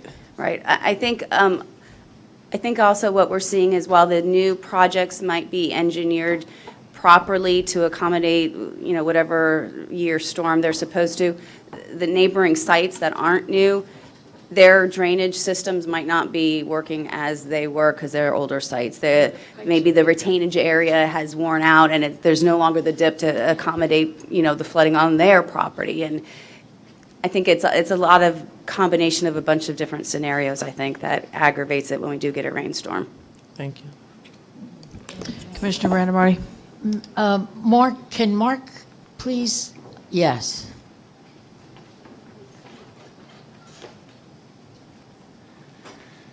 Good evening, Mark LaFerrier, Community Development. Can you shed some light on the new swimming area we have now in his backyard? Actually, I think Corinne did a nice job of explaining all the different variables. Mr. Larson and I have had a couple of discussions, even last night for probably about 45 minutes. He's very knowledgeable, both in the history of water management in the area and what the current conditions are. You might recall about 6 years ago, there was a development that was being proposed in the city of Hollywood. That area that's in the city of Hollywood, Mr. Larson's property is directly to the west of it.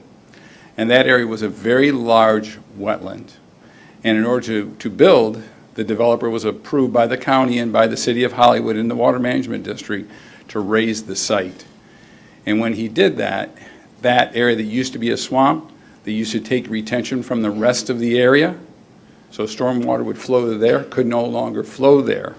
So now that stormwater has to flow to other areas like Mr. Larson's property and his neighbor's property.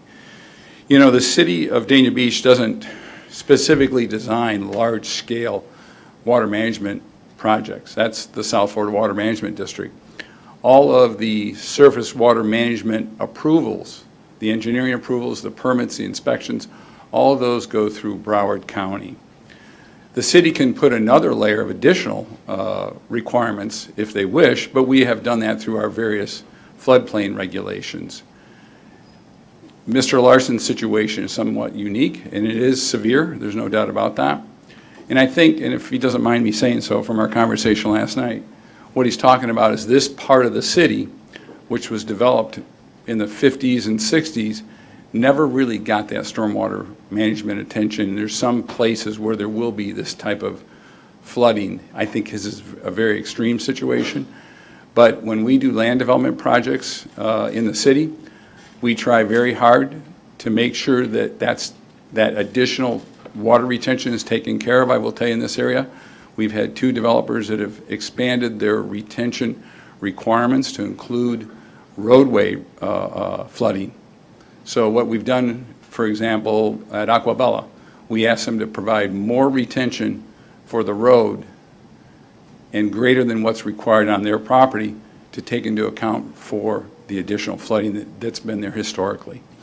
So that's what we're trying to do in this area, but the real sort of solution is going to be a much sort of a larger scale view by the Water Management District and by the county. But as it relates to land development, for each individual project, I think we're going to start having to look at these projects in a very unique and discrete way to look at the local conditions and determine what's the best way to provide the fill of the lot and drainage for the property and drainage for the road. I think in this particular, by the way, in this particular application, we're actually expanding the green space on a property, so there are more retention areas that could be provided. If you remember, there's a project that was proposed in north of Griffin and in the west part of town. It was a little townhouse project. We proposed these regulations so that projects like that could fit in better with the neighborhood, the single-family neighborhood, So this mimics sort of the single-family requirements and has more yards, which would in turn have more retention area. So if the commission would like to reconsider this one I think would help the condition that Mr. Larson is concerned about. And then as we get to each individual project, we'll just have to look in greater detail what the requirements are for drainage.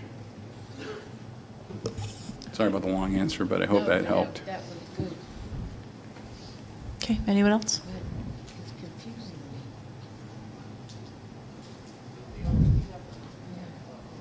Oh, Mr. Greenberg? If you want to come up and speak, you need to come up. Please state your name, address, and you'll be limited to 3 minutes. Steve Goldberg, 4010 Southwest 54th Court. Then let me ask you a question, sir. Why would we lower the height of a development townhouse by 5 feet from 35 to 30 if we're trying to create more living space? Why wouldn't we be able to go up another 5 feet to create more living space for ourselves to create less impact to the ground?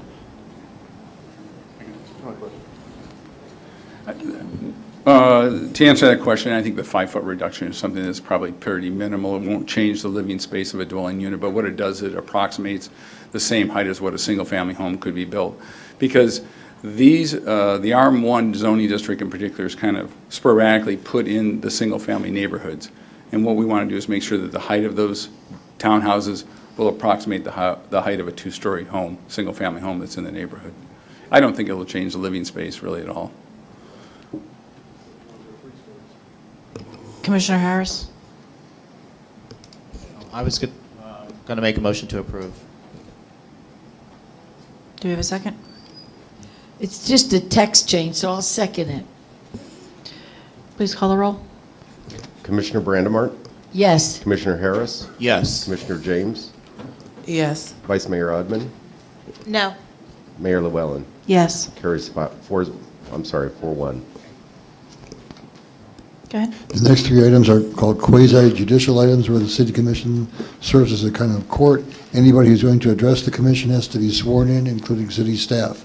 So anybody who's going to speak and address the commission on the BEJL 4200 Real Estate LLC application or the MSC Port 95, other than attorneys are not testifying, they're representing clients. Anybody else has to be sworn in, swear or affirm the testimony you'll give. Anybody who's going to speak, swear or affirm the testimony you give will be the truth, whole truth, and nothing but the truth. So help you God. Thank you very much.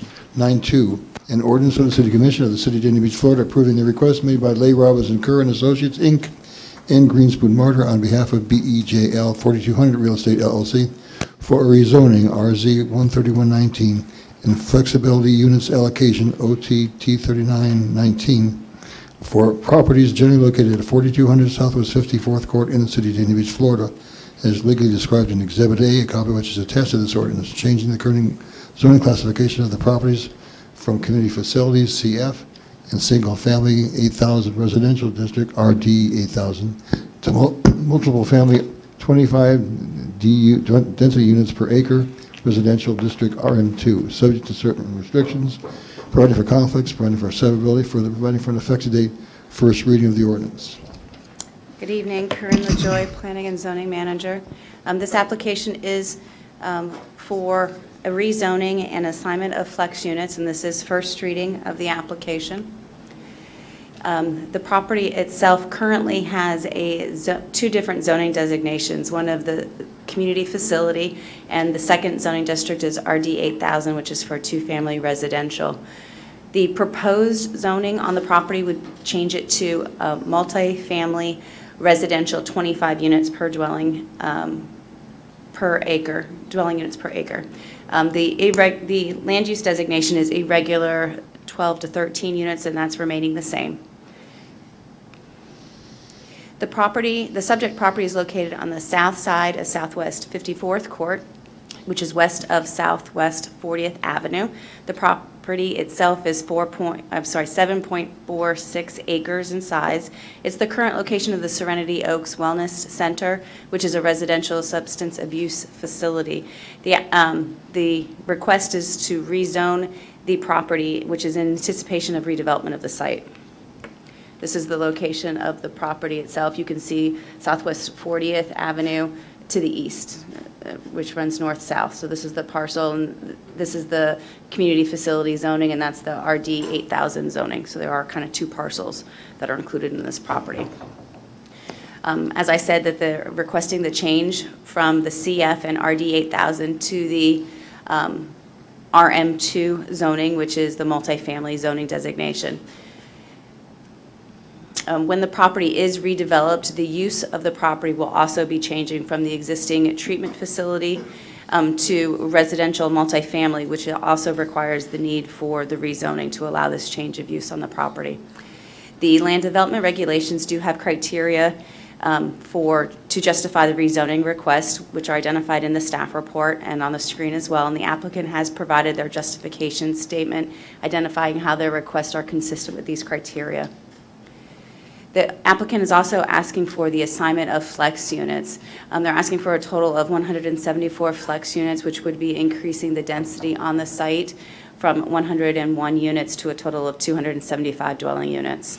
The applicant has held some public hearings or public meetings, community meetings with the residents as staff and the commission have requested of them regarding the development of the site, and the applicant can speak to that as well when they come up. This item did go before the Planning and Zoning Board, and they made a recommendation of approval on December 18th to the City Commission, and staff's recommending approval at this time as well. Are there any questions of staff at the moment?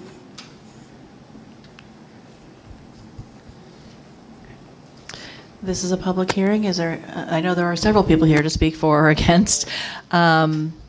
Dennis, did you want to say something first? Thank you. Dennis Feely, Fort Lauderdale, and we have a few slides to show. While they're pulling those up, we had 2 community meetings last week. But can you hear me now? Okay. We had community meetings last week. The first one was on Tuesday night, and predominantly was people within the notice distance on the map that Corinne just showed.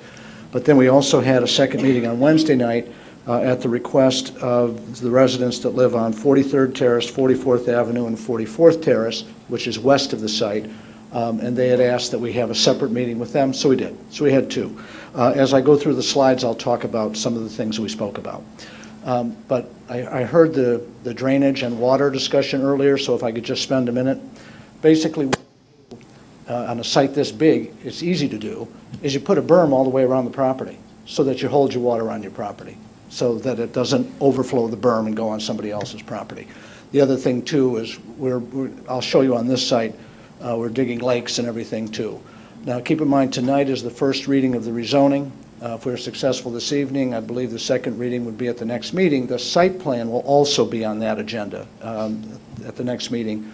But I will show what we're doing tonight, even though the official site plan review isn't until next time. Because just talking to somebody about rezoning without showing them what you're doing doesn't really reveal much information. Corinne, can you do it from there? Okay. So this is a same slide basically that you just saw. You see the site in the middle. We're on 54th Court. The 3 streets I mentioned earlier to our west, 43rd Terrace, 44th Avenue, and 44th Terrace.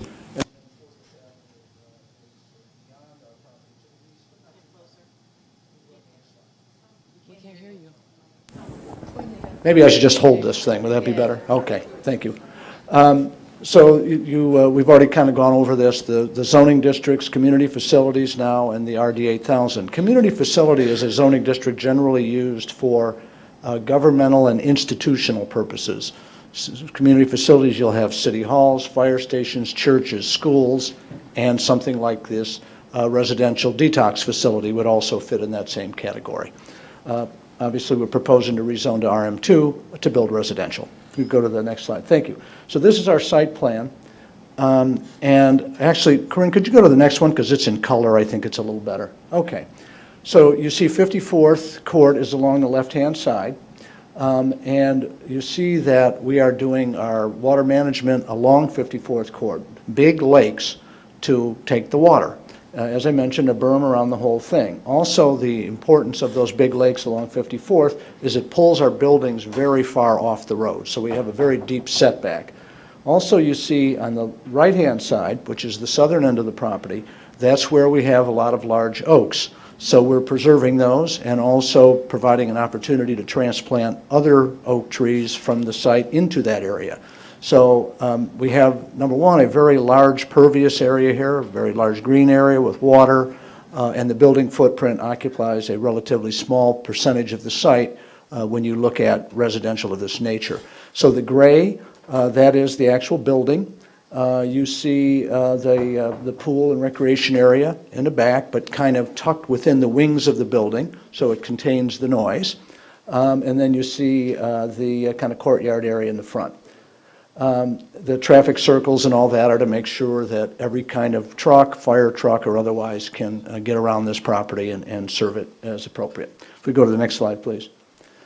So this is 54th Court, so it's turned sideways. So west would be at the bottom and east would be at the top. Now, why are we showing this? As we had our various meetings, one of the things we heard, and I heard one of the speakers tonight on your public comment talking about the cut-through traffic from the casino and the cut-through traffic using 40th Avenue to go to Sterling or Sheridan or wherever they may go.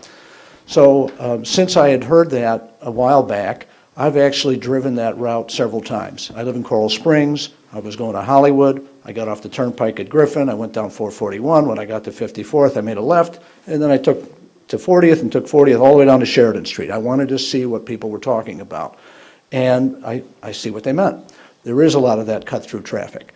Apparently, the Waze app actually tells people to use 54th and 40th to avoid the intersection of Sterling and 441. So, when we started meeting with folks, the very first thing we heard is we've got to stop this cut-through traffic. So we came up with a proposal to have a cul-de-sac on 54th. Of course, at your last meeting, the folks who lived west of us on 43rd Terrace, 44th Avenue, and 44th Terrace said for February 11th, Lay, if you can help me with Gary. So what we've done, whenever you have a public street that comes to a point where everyone cannot go through anymore, you think about a public street that ends at a gated residential community. You've got to give people that aren't going in a way to turn around.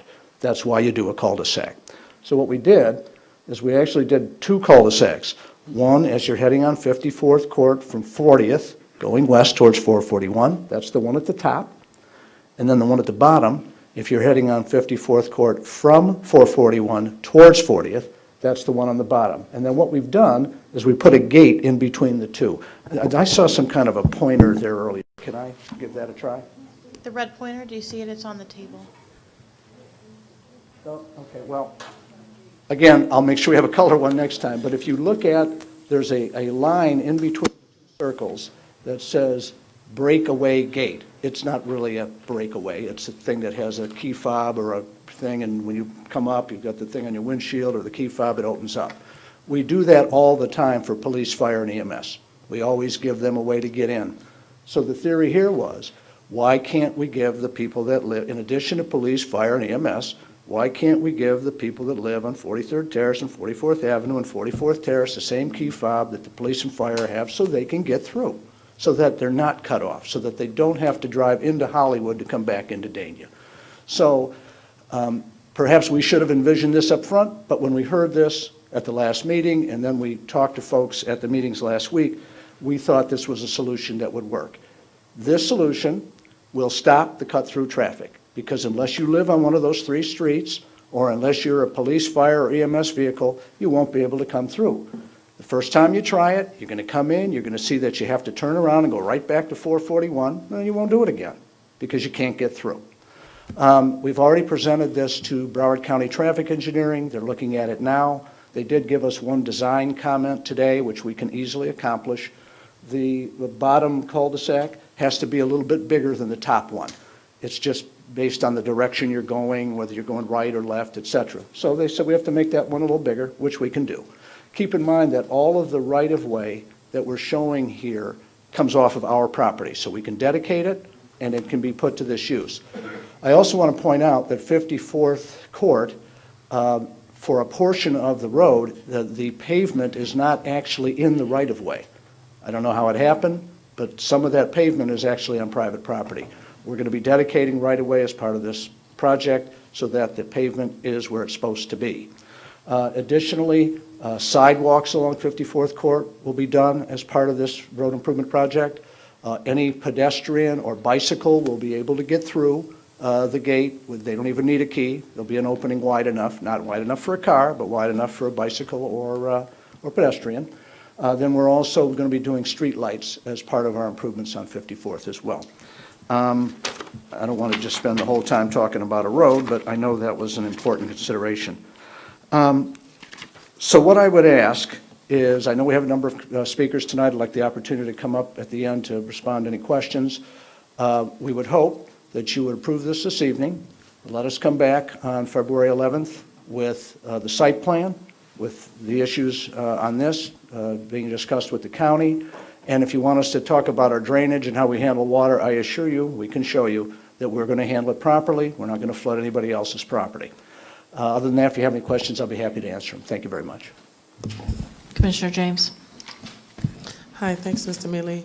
Who would manage giving this transient community, like, we're turning to a very transient community. Who will manage those key fobs? So we're going to have on-site management at the property, and we have volunteered to do it.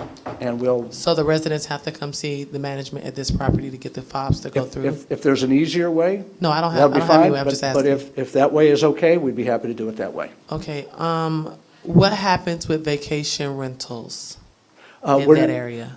Well, we will not have any of those. No, okay, say for instance, because that is becoming very prevalent here. I'm not even sure what the number is at this point. But if any of the residents turn their home into a vacation rental, how would that work? Would they have to just stay on one side? Well, you know, when I hear the thing about vacation rentals, what I often think about, I hear many municipal officials say to me, the state won't let us do anything. We have to let them do whatever they want, basically. So you have to decide whether you want us to give key fobs to people that are renting for a short period of time. I mean, I don't know that you want us. I don't know that you want us to do that. No, I don't know as a homeowner, if, as them owning the home, I don't know what we're allowed to do versus aren't. That's just something that was a question. Well, Steve, the way I look at it, this is kind of a voluntary program that we're offering. So it's not like you're regulating vacation rentals by what we're doing. So my thought would be, somebody lives there, they own the house, or if somebody's renting, you know, they got a year-long lease or whatever, and give them a key fob. Okay. And the last one, the street lights, could we make sure they're solar lights? Sure, but we can request it. I know that we're going to have to go to FP&L, but let's see if we can do that. Only because of hurricane season, and, you know, I can remember Hurricane Irma and going out west and it being completely black, or different parts of the area. And it took some time for FP&L to get everyone back up on the grid, and I think that solar lights can be an asset to anything. I know we just approved some here at the beginning of the commission meeting, but any lights or any type of electric, I'm always going to ask for solar option. Well, our consultants are here in the audience. They're taking notes, and we will check on that so we can report back at the next meeting. Thank you. Commissioner Harris. Dennis, the size of the site is 7.5 acres, is that correct? Yes, And roughly. And the building coverage is what, 24.5%? Do you remember that from going to both meetings last week? I believe that's correct, but I have a chart here. Let me check. Yes, that is correct. So there's going to be more than 75% green space left available? That's right. And you said 3 dog parks, is that right? Or dog parks? Did we say dog parks? 1 dog park. 1 big dog park for big dogs. Okay. Okay. And Hey, this, my dog only weighs 14 pounds, and he chases the big dogs away. okay, I got it with the dog thing. Sidewalks, 5-foot sidewalks, all the way. ADA compliant, wasn't that what we talked Yeah, about? everything will be ADA compliant. Okay. And sidewalks along 54th are 5 feet in width. And the accessible gates will be, you said also for pedestrian and for bicycles, also will accommodate scooters and wheelchairs? Yes, Okay. absolutely. ADA compliant, 100%. That's correct. Thank you. Vice Mayor. I believe we're going to listen to the citizens first, but is the woman who attended the meetings that you told me about, Alicia, is she here? You're talking about my associate, Alicia Yeah. Lewis? No, she's not here tonight. Okay, all right. Would you like her to be here at the next meeting? Well, yeah, I would like to hear from her, yeah. Okay, Just sure. sometimes I have a question of a clarification of something the residents will say perhaps happened at the meeting or was discussed at the meeting. And Understood. I like to not make you guess what it was. Okay. Thank you, Dennis. Thank you. I just have a question. These are for purchase or for rent? Rent. These are for rent? Yes. Okay. Is there any, I mean, obviously it's property management that would be able to control, you were talking about the key fobs and that sort of thing. Yes. Is there, I mean, I know with homeowners, you can have a homeowners association, you can have your bylaws and whatnot that basically say that if you're doing, vacation rentals, that you can basically be fined or thrown out or whatever they're going to do. They can do the same thing with apartments, correct? Yes. What they do is virtually every apartment complex will have a minimum lease term, 6 months, 1 year, whatever it may be. And you cannot sublet without the approval of the property owner. Right. And we're not going to give them approval to have short-term rentals. Because Right. we don't want that. Which would be the reason why you wouldn't have short-term rentals there. You wouldn't expect to have short-term rentals there. Right, because if somebody did it, we'd evict them because they would violate the lease that doesn't allow you to do that. Right. Commissioner Harris? What about guests or family members that want to come to visit? Would they'd have to call the resident and say, buzz me in? Is that how So that would work? it's a gated development. Yeah. So yes, they will have to, just like any private Sure. residential community, they have to, usually you leave their name at the front gate. That's right. They buzz in, they said, okay, we're expecting you, come on in. Okay, gotcha. Thank you. Thank you. Thank you. And I apologize when I'm calling out names. I'm fighting a cold, so my voice is going. Robert Banks?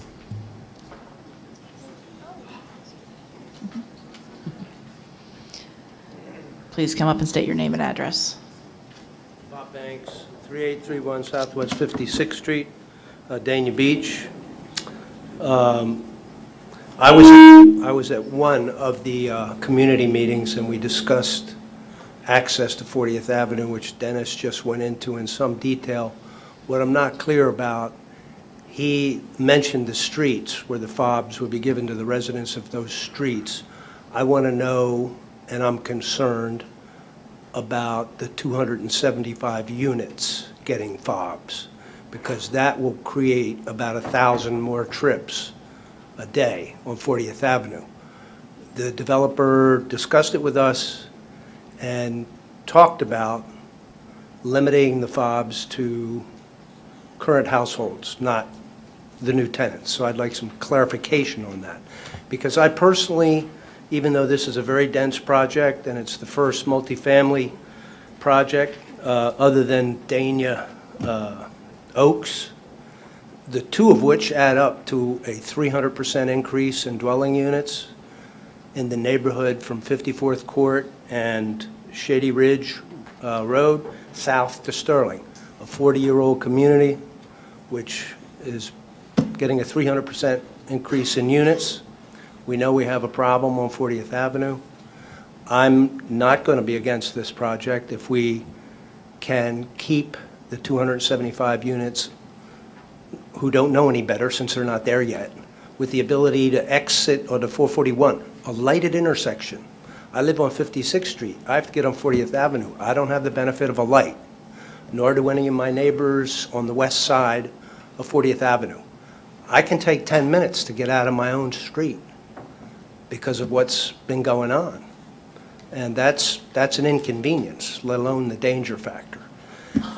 The biggest concern I have about this density is that somehow this may set a precedent for more multifamily projects along the 40th Avenue corridor on the west side, where there is a lot of land and just a couple old homes I would just implore the commission to consider this maybe the last multifamily project in this area, because if you go with multifamily going south on 40th Avenue on the west side, you're going to really, besides changing totally the character of the neighborhood, 40th will be impossible.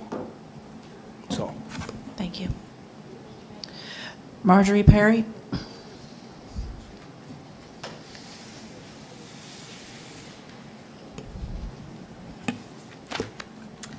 Hello, I'm back again. Marge Perry, 5521 Southwest 44th Terrace, Dania Beach, 43 years. I just want to say thank you again to Mark LaFerriere for trying to help with the kosher house. We did lose. It was a 5-2 vote, so that will be built very soon. I do want to thank Mark again, and Fernando and Colin, and I hope I'm not forgetting anyone else, for the no parking signs on 54th Court. I think they've been helpful. They certainly were welcome and put up very quickly, so thank you for that. And thank you to BSO for patrolling and ticketing when they're able. I'm not sure if those signs are enforceable, but they're helpful. I think we need the no parking big sign to make it enforceable, but I'm not sure about that. I want to thank Commissioner Harris for attending the 2 community meetings. So getting to number 9.2. And I told the developer I was going to say this. I'm still opposed to the project. The flex plus 174 makes it too much for our neighborhood in height, density, infrastructure, et cetera. We're all 1- and 2-story buildings. However, I know you've already passed the flex zoning change, and it will probably undoubtedly pass this project as well. That being said, I do appreciate the developer reaching out to the community, not just those suggested within the 400 feet, but all of us on and off 54th Court, having the additional meeting on his own dime because we couldn't attend the first meeting because we were in Hollywood fighting the kosher hotel. He presented us with an alternate plan where we would have the gate access, which Dennis just showed you. It would make it less harmful to us, and if that's the agreed upon plan, then we would be amenable to that. If it was somehow in writing, in perpetuity, or just, oh, the renter, the manager of the building is going to give you a pass later. Most of us on now 54th Court are vehemently opposed to closing it totally. So if we don't have access, we don't hear a petition signed by 49 residents of that area I can present to you. And that's about it. Thank you for your time. You can give that to the clerk.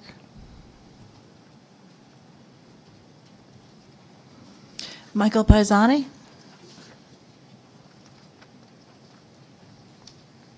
Michael Paisani, 5510 44th, Southwest 44th Terrace.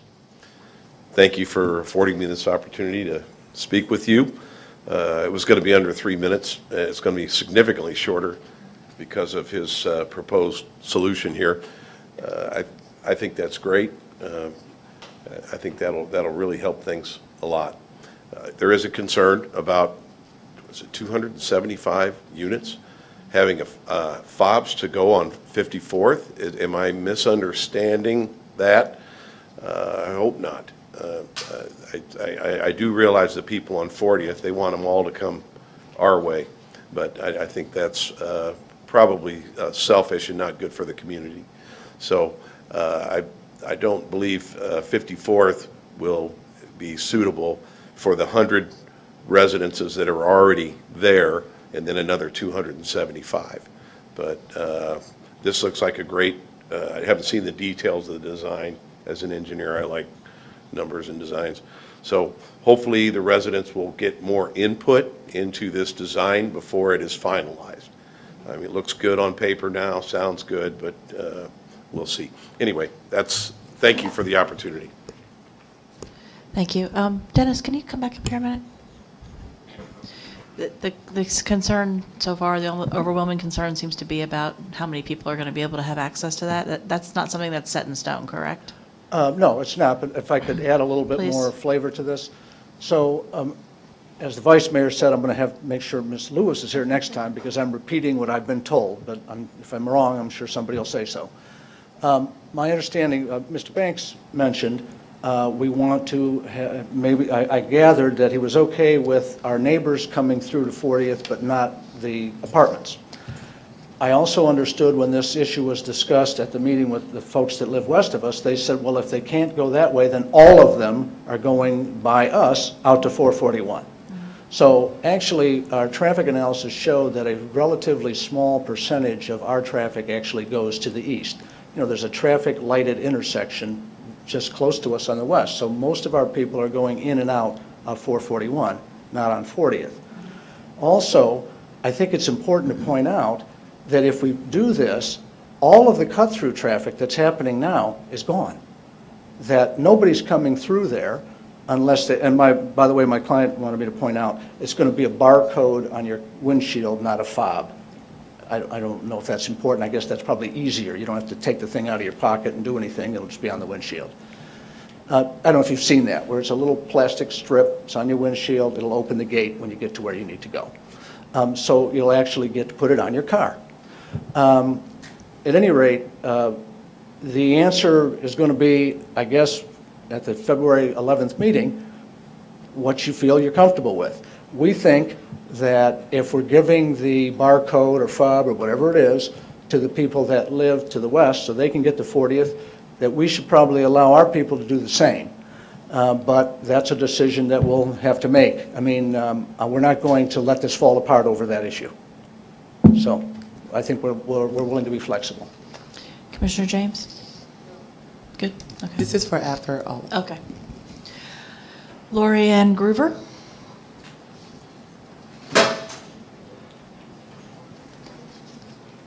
Hi, everyone. My name is Lori Ann Groover, 5451 Southwest 44th Avenue since 2005. I wanted to first thank the commissioners for giving us an opportunity to speak, and I wanted to thank Commissioner Harris for attending both developer meetings. Thank you very much. I would first like to say that the plan on paper is beautiful. It appears to solve many issues, extending the sidewalks all the way down the street, adding street lights to brighten the dark streets, and 2 retention ponds. They're not lakes, they're retention ponds. And that will help solve the flooding on the street according to what they had said. So then they were going to add a cul-de-sac and a gate that has 3 options. 1, do nothing. 2, gate only allows access to emergency vehicles. Or 3, gates open to emergency vehicles and residents, both from 54th Court, 3 connecting streets. And we were also told that, to be fair, they're residents as well, which we didn't really have a problem with per se. But like I said, this is good on paper, but in reality, putting a 6-story, 275-unit, 439 parking garage apartment complex in a community that is 100 houses is a bit large. We have 441 traffic issues. We have Southwest 40th Avenue street traffic, and add almost 500 cars plus the new houses that are going on 40th, all of their vehicles. It's going to be well over 500 cars. I don't think our neighborhood can sustain that. I really, really don't. So closing the street will reduce the traffic to non-residents. Closing would reduce the traffic by non-residents being not allowed in, but with that comes the additional vehicles that I just stated. So I'm not opposed to this project entirely, but I do feel it is way too large of a project for our area and needs to be reduced.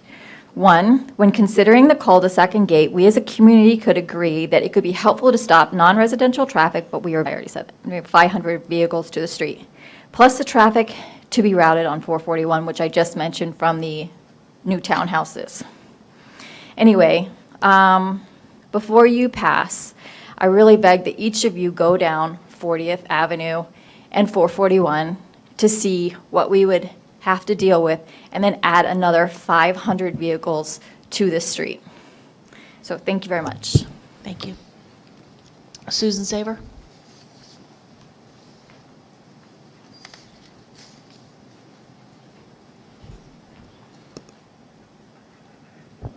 Hi, my name is Susan Saver. I live at 5551 Southwest 40th Avenue for over 20 years. I just want to ask the mayor, the vice mayor, and all the commissioners, have you been down 54th Street? Okay? Most of you have. You know how small it is. And to build 4 6-story buildings and a 5-story garage in a small neighborhood with limited access is irresponsible. I would appreciate to the elected leaders of Dania Beach to consider reducing the density and the height of this project. They do have a beautiful project. I saw the prints. Bill Harris was there, and we like the cul-de-sacs and all that.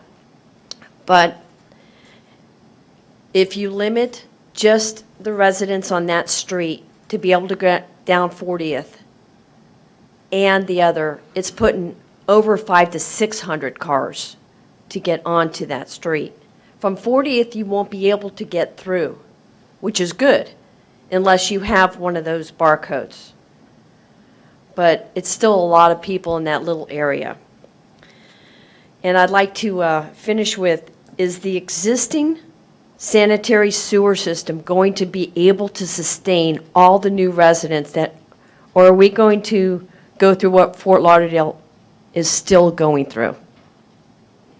Because it's a nightmare. And what that gentleman said about the height and the water, that property is behind my property. We live in an oak hammock, which goes up and down. We live on the high part where I live. Just below our property, it drops 2 to 3 feet lower. That's a big difference in height.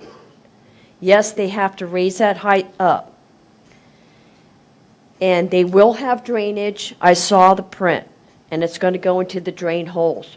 But the rain we had just not even a month ago rained so hard that even if you had dug a hole 10 feet down into these pits directly, it would still go west because you're putting property 2 to 3 feet higher than your neighbors, just to the west. So I'd like to see the drainage considered on this property and maybe reducing the density. Thank you very much. Thank you. Christine Musiel?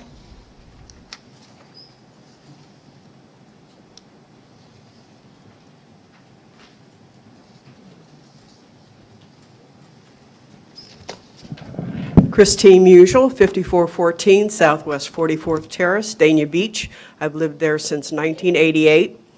I want to thank BSO for all their help with all the problems we've been having lately. And thank you, Dania, for putting up the signs. I feel they've helped the no parking. I just want to say that I feel like the City of Hollywood and the City of Dania, through our little 110 housing development, under the bus. I think this development is way over what this road, all the roads around us can handle traffic. We still have people coming out of Lucky Street 65 miles an hour, still. I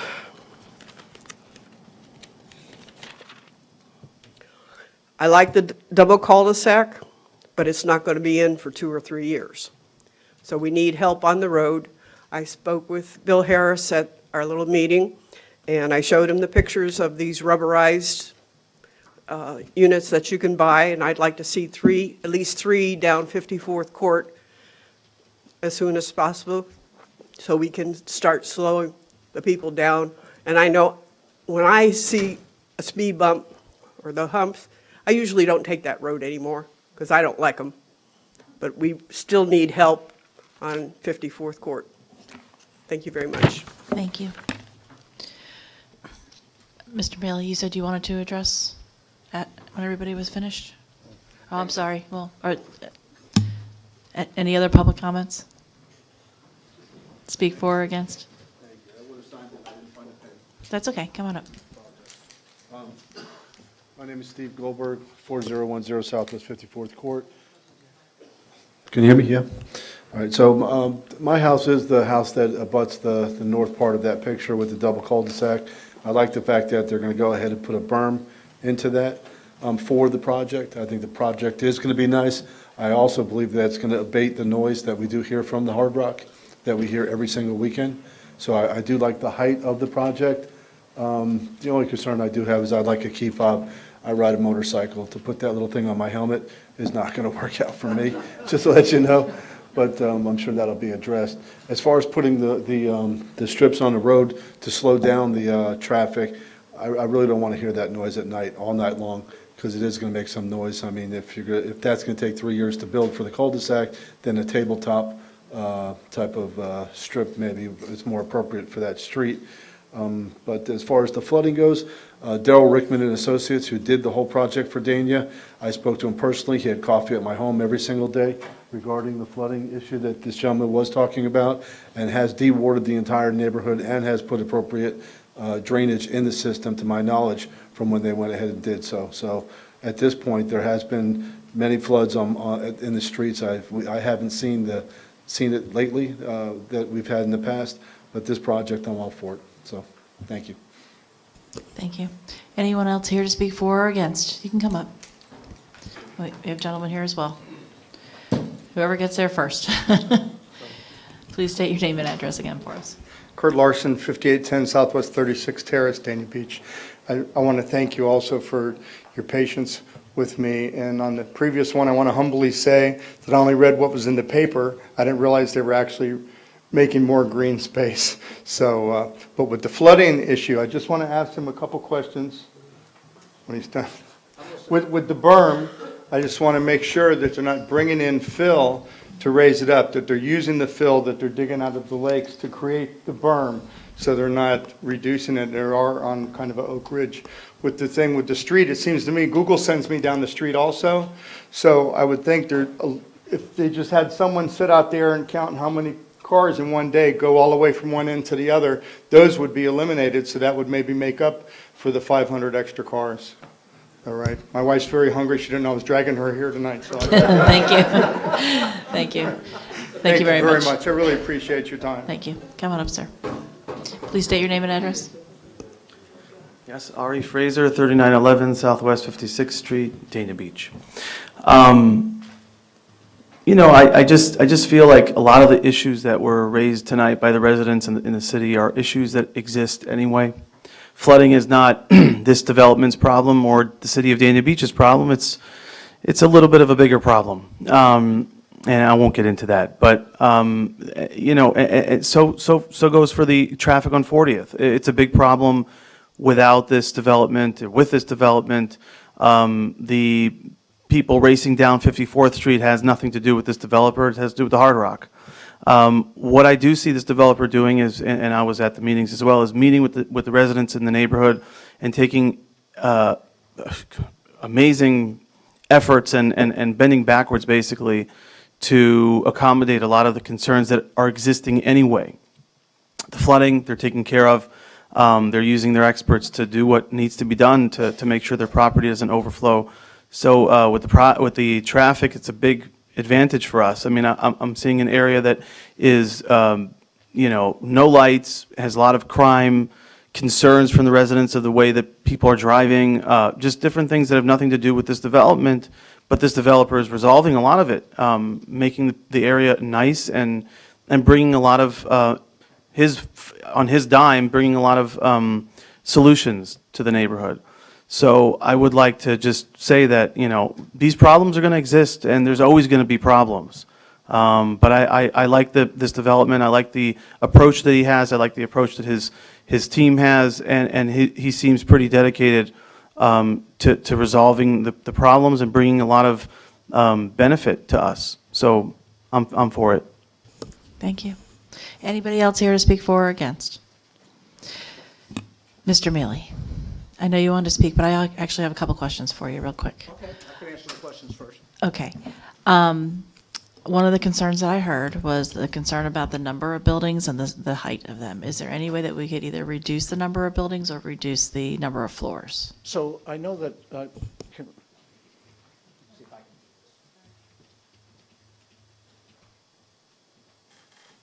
so it's really two wings of residential with the parking garage in the middle.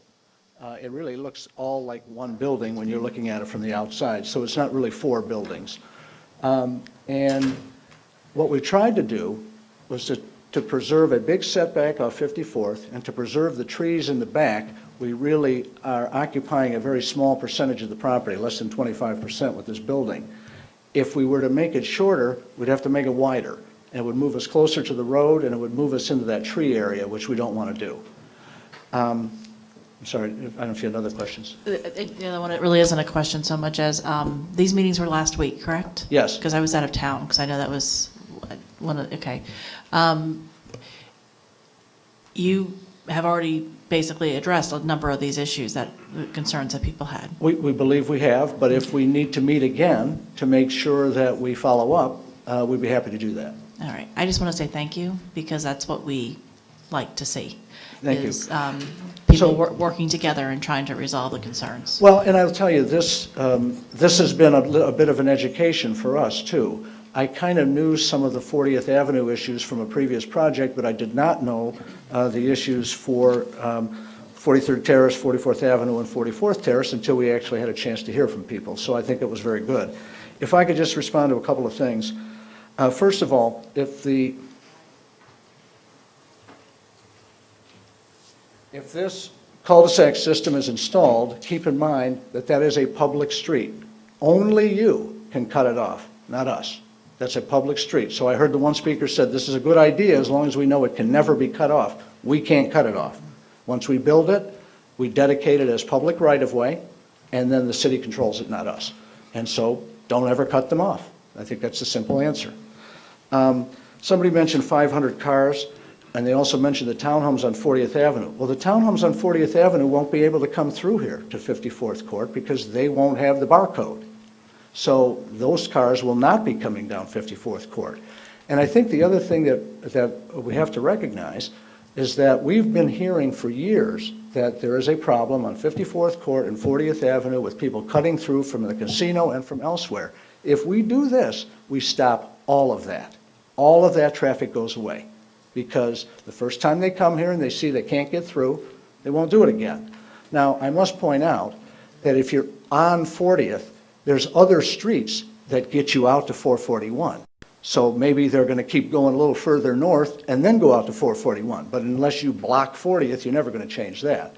But our traffic and the neighbors' traffic, if it's approved that way, would be able to go through, but nobody else.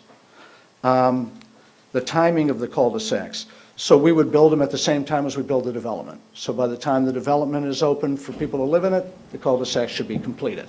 That's fairly standard. Prior to the first CO, complete X, Y, and Z improvements. So I think one of the people was concerned that maybe we would be there, but the cul-de-sacs wouldn't be there. That would not be the case. The berm. Yeah, it costs a lot of money to bring fill in from off-site. So anytime that you're digging, whether you want to call them lakes or retention ponds, it doesn't matter. When you're digging like that, you want to use that fill for your property because it's much less expensive than bringing it in from somewhere else. So we have an incentive to generate fill on our property to fill our site. I think Mr. Larson was asking about that. Let's see, what else? Drainage, sanitary, sewer. The problem in Fort Lauderdale with the sewer system has been well documented. The city deferred maintenance for years and years and years, and the pipes are breaking. I've never heard that that was an issue here, and hopefully it never will be. And then in terms of drainage, I assure you that we will meet each and every requirement of the South Florida Water Management District and the Broward County EPD. We will retain our water on our site. We will not flood someone else. And it's actually pretty easy to do here because of all the green area and water area that we will have. If you have any other questions, I'll be happy to answer them. Thank you very much. Commissioner James, did you have a question? Yes, I have a few. Dennis, you answered my one question about the cul-de-sac and the timing of it. However, once How long will it take to construct the cul-de-sac portion, or will it take those 2 to 3 years? Would it only, because I'm thinking about the traffic that will not be able to utilize anything this way because of it. I think it's reasonable to expect that we wouldn't build the cul-de-sac without building the building, because we've got to, this is going to cost a lot of money to do this stuff. But certainly, we can have it finished before we open our development. Okay. The other concern that I heard was about never being cut off, the same thing that you kind of addressed. How I took that, though, is the management company refusing to give key fobs then to those folks. Because of where I live, they've changed management, and when you change management, a lot of the rules can change. Is there anything that we can put in writing that would allow or grandfather these residents in to where, regardless of whatever management company it is, they have that access? Yes, we could. And let me clarify about the management company comment I made earlier. When we had the community meetings last week, people asked, well, who's going to do this? Who's going to pass these things out? And we said, we'll volunteer to do it. If the city would prefer to do it, I don't want to put the cost on you. No, That's yeah, okay. I got it. All right, but yes, we can put it in writing, and that we will take care of it. It's not a problem. Okay. I wanted to apologize to the residents who I told I would be there. My cousin passed last Saturday, and so I had to fly to South Carolina. And so I'm glad we have representation there. I just don't want anyone to feel like I said I was going to do something, and I didn't do it. What was the final, or what was the compromise other than the cul-de-sac? Were there any more compromises that the community wanted? I'm sorry. I know Alicia. Okay, Alicia. No, I was just getting the answer. Oh, whoever. I don't care who speaks. If you want to speak, though, you need to come up here and state your name, please. Okay. I said no. Come on up, John. This is John Lasko, my client. Hi, Mr. Lasko. How are you? Please state your name and address for the John record. Lasko, 4160 North 45th Street. First of all, thank you all very much, and I also want to thank the community because it was a learning experience, as Dennis mentioned. For me, it was not a screaming match, it was not a yelling match, it was conversations, it was good dialogue and good communication.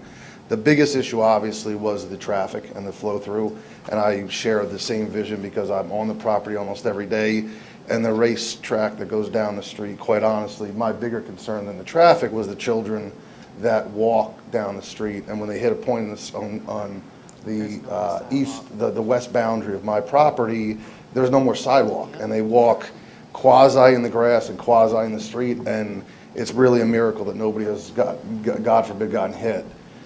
So with some of the bigger issues were the safety there, as you can see, the sidewalks and the commitment to those. But the street and the closure of the street was certainly a big issue. And I think there was a real good give and take and back and forth in terms of the 54th Court with the other streets and the 40th Avenue folks. And we're thrilled to be able to do it. If this is going to solve the problem, I think it solves a big problem, a much bigger problem than just the development. But the bigger problem is as far as the traffic that goes through there. And lastly, who is in charge of pumping those lakes down once, we have a lot of rain or a hurricane is coming or things that happen in other communities? I don't know the answer to that. So it all starts with the South Florida Water Management District on the main canals, like the Dania Cutoff Canal, for example, is controlled by the South Florida Water Management District. The South Florida Water Management District then also gives the directive to the local drainage districts and the local drainage people that they can lower the other canals. So, for example, if you were in Davie, you have the Central Broward Water Control District. They handle it there. In Dania, it's actually handled by the Broward County EPD. So the Water Management District first says we're lowering ours, then they give directions to the others, you can lower yours at the same time. Now you know why I didn't answer the question. Commissioner Brandemarty? Yeah. Dennis, there were a few people, but I think maybe you answered it about the cul-de-sacs. It sounded like they wish it was sooner than 3 years rather than 3 years. They're shaking their head yes. Was that just an estimate, or are you going to swear on that? No, I don't know that it would take 3 they're years. looking like- I don't know that it would take 3 years. Yeah. My only point was, I understand. you will not see our traffic on that road until the cul-de-sac's built, because we will build it before we complete our development. So you do estimate it at 3 years? I don't know about 2 years, they're 2 saying. years? Yeah. I think that'll make them even happier. That's good. Thank you. That's it. Vice Mayor? And I apologize if we covered this when I stepped out. Was this also the project where there was the gentleman who had the special needs child and the buses? That was, sorry, Mr. Mayor. I'm sorry, John Lasco again, Hi, sorry. nice to see you. That was an issue. There was actually two different Two people that had special spoke needs about children, that. yes. And then there's also a gentleman on the street that's wheelchair bound or Right. scooter bound. That was a concern. So we talked about the same access being given for the school bus situation, because what they didn't want is the bus to have to turn around, go out 441 and come all the way around. Because he wasn't sure if it would, and from what I understand and what I remember, it wouldn't, the bus wouldn't land in the same place where it did in front of his house, and his son would have to travel concern, farther. and correct me if I'm mistaken, but the concern was that the size of the cul-de-sac, and we assured them that was going to be able to handle it, because it had to be sized for the largest fire and emergency management vehicles, and they were comfortable with that. And then the bigger question was the access, being sure that the school bus system was going to be able to have access specifically for that special needs situation, so they didn't have to go all the way around and inconvenience themselves. Okay, and we are 100% sure that those special needs families will be able to have their bus access uninterrupted. That was a deal breaker We are for me. 100% sure that Dennis is going to answer the question. We have to sign. Dennis is 100% sure. No. Nice move, nice move, Mr. The reason John has me coming back up is because this is something we deal with all the time. When we do a road, when we do a cul-de-sac, when we do a parking lot, you have to show that the largest vehicles can make the turns. So if a fire truck can make the turn, then a school bus can make the turn too. So we've designed it so that a school bus will be able to go through without a problem. And if you'd like, we're already talking to the Broward County Traffic Engineering Division. We'll check with the school board as well. Okay. I think that the key was they want to make sure that the school bus can still go through, can still pick people up where they've been picking them up in the Where past. they had been picking them Picked them up in the past. with This no will not- change in This their will not service. prevent that in any way. 100%. That's correct. All right. Commissioner Harris? You know, at both meetings, and I'm looking at Lorianne and Marge and Chris and Ari and a lot of the people that were there that I met that night, and Lon and John and Alicia, and a lot of the words that came to people's minds were like cul-de-sac, retention ponds, ways, Google Maps, your city is my city, turnarounds, Shady Ridge, sidewalks, cars, parking, and the speeding, cups, bottles, and trash in the neighborhood, cut through traffic. I believe the statistic was every 7 minutes, 31 cars are coming out of that parking garage in through the neighborhood. So the cul-de-sacs would alleviate that. We've had two good, well-attended public meetings, and I thought when we talked about making your neighborhood more exclusive with cul-de-sacs, with keyed access, will give you the appearance of having a gated community, and I think that's good, and that will increase your property value. Of the 7.5 acres, 24.5% is only building coverage, and that is essentially because of the number of units to preserve the green space. And I think preserving the green space is what everybody wants. Near where I live in Southeast Dania, there's the 6-story Watermark condominium building, and I can see barely the top edge of it just above the treetops. And that's near where Commissioner Brandon Marty lives as well. So, you know, ADA compliant sidewalks, lighting, signage, turnaround, sidewalks, cut through traffic through the neighborhood, and also, as Chris mentioned to me in a private conversation about the speed bumps and the illicit activity that goes on in the neighborhood, that additional lighting would hopefully prevent, and some more policing, active policing in that neighborhood as well. So all these problems, like someone said, are not conducive to just this neighborhood. They're pretty much in all of our neighborhoods. And, you know, with the support of the public, and I think the healthy interaction that we had with the residents, and, you know, I'm talking to them right now, and I'm looking at you guys, and I thank you for being there. The 17 people that came the first night and the 9 people that came the second night, and Alicia Lewis, who did a very good job of presenting their case, that I mean, I think this project is a win-win for all of us, and a learning experience for all of us, and it puts us in a bargaining position where the residents can really increase the quality of your neighborhood with some thoughtful development and the preservation of green space and, you know, retention ponds and active drainage to prevent any kind of flooding. So those are just my thoughts. Okay. Anyone else here to speak for or against? No. Okay. Do we have a motion? I just want to add one more thing. Can Go I do ahead. that Go ahead, before the Commissioner. motion? I mean, we're preserving a lot of the native trees on the site as well.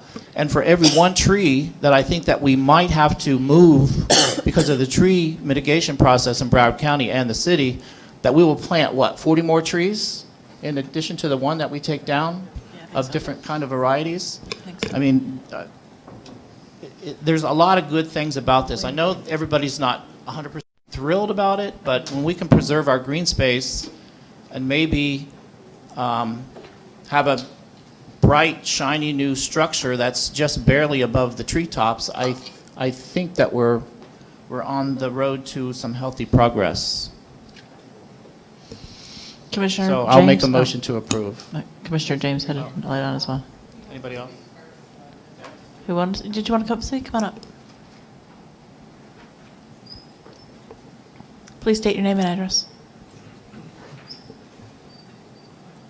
My name is Dennis McGowan. I live at 5551 Southwest 40th Avenue.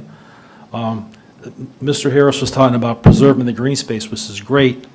I just wanted to know if there's any criteria where you can make sure that the trees are preserved. I know they said they were going to, I spoke to Mr. Lasko earlier, they were going to root prune and relocate some of the oak trees.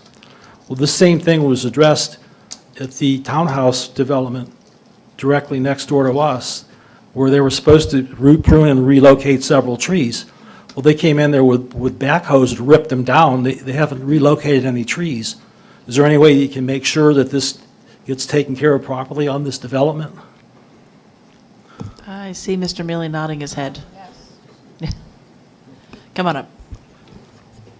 So we'll be required to do what's called a tree disposition plan, where we identify every tree on the site, which ones are going to stay, which ones are going to be transplanted, and which ones are going to go. And so we will make sure that that is done and that everyone has a chance to review it. Thank you. Okay, thank you. Thank you. Commissioner James, did you have a question? Yes. I just want to make sure that we, if it's possible, between you and your client, that between these readings, there is one more community meeting in order to maybe either have other concessions or to make sure that everyone is educated on everything. And because I'm hearing something about a light at the end of the cul-de-sac and just whatever would make the community happy, who knows what can happen. So I'm just requesting an additional community meeting. Thank you. There was a motion on the table from Commissioner Harris. Is there a second? Or what was your motion? To approve? Motion to approve. Okay. Is there a second? Second. Second. Please call the roll. Commissioner Brandimart? Yes. Commissioner Harris? Yes. Commissioner James? Yes. Vice Mayor Odman? Yes. Mayor Llewellyn? Yes. Thank you. Okay, item 9.3, a resolution of the City Commission. Oh, wait a minute. Just we'll wait till the room clears.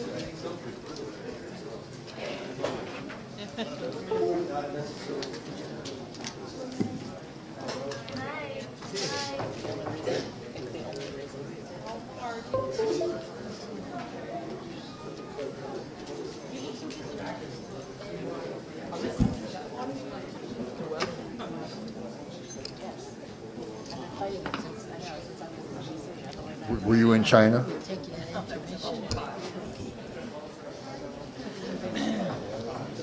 Okay, you want to go ahead and read that now? 9.3, Hold on. Well, wait. Where is everybody? Okay, A go right resolution- ahead. A resolution of the City Commission of the City of Dania Beach, Florida, approving the site plan modification SP 6407 MOD submitted by MSG Port 95 LLC for property located at 2650 to 2694 Southwest 36th Street in the City of Dania Beach, Florida, is legally described in Exhibit A, a copy of which is attached to this resolution. Providing for conflicts, further providing for an effective date. Good evening. Corinne LaJoy, Planning and Zoning Manager. This application is for a site plan modification for a property on Southwest 36th Street. The zoning of the property is the IROM AA, so it's in the industrial area west of the airport. The subject property is located on the south side of Southwest 36th Street. It's currently a developed site with an approved site plan. The property has 2 office warehouse buildings on the site with multiple tenants.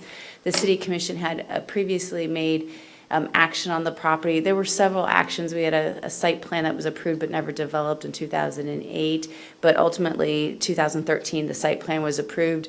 The property was developed then between 2014 and 15. And this is the site. At one point there was like a motocross on the site and there were lakes. That's what those circles on the bottom of the screen are, but you can see where the footprints of the buildings that are there today.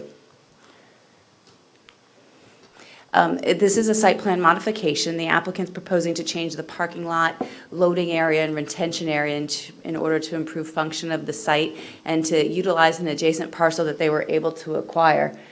This corner piece is the parcel that was added to the site recently. So I kind of tried to highlight in yellow the areas that were changing. They were able to add parking in certain areas, and they relocated some of the loading areas for the trucks on the site.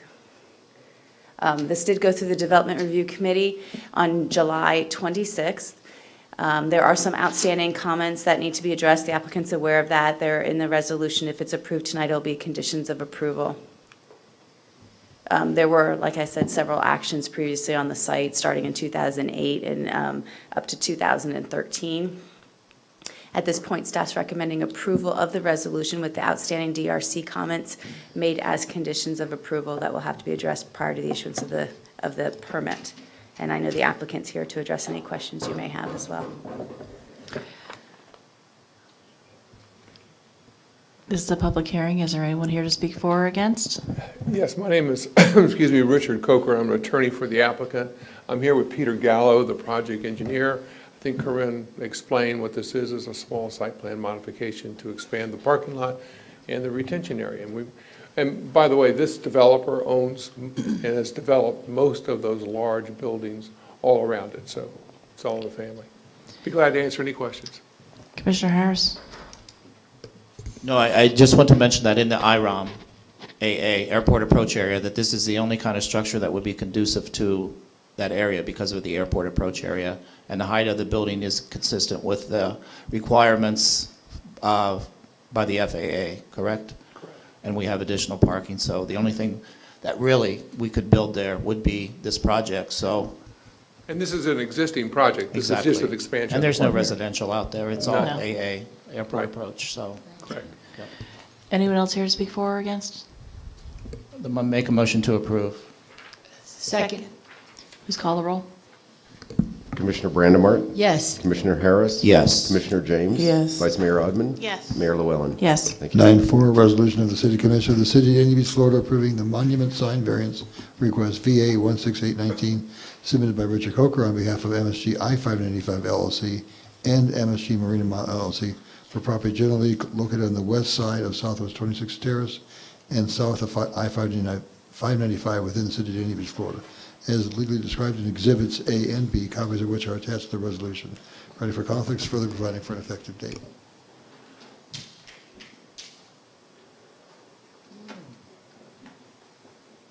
Good evening. I pulled up the wrong, I'm sorry, the wrong presentation.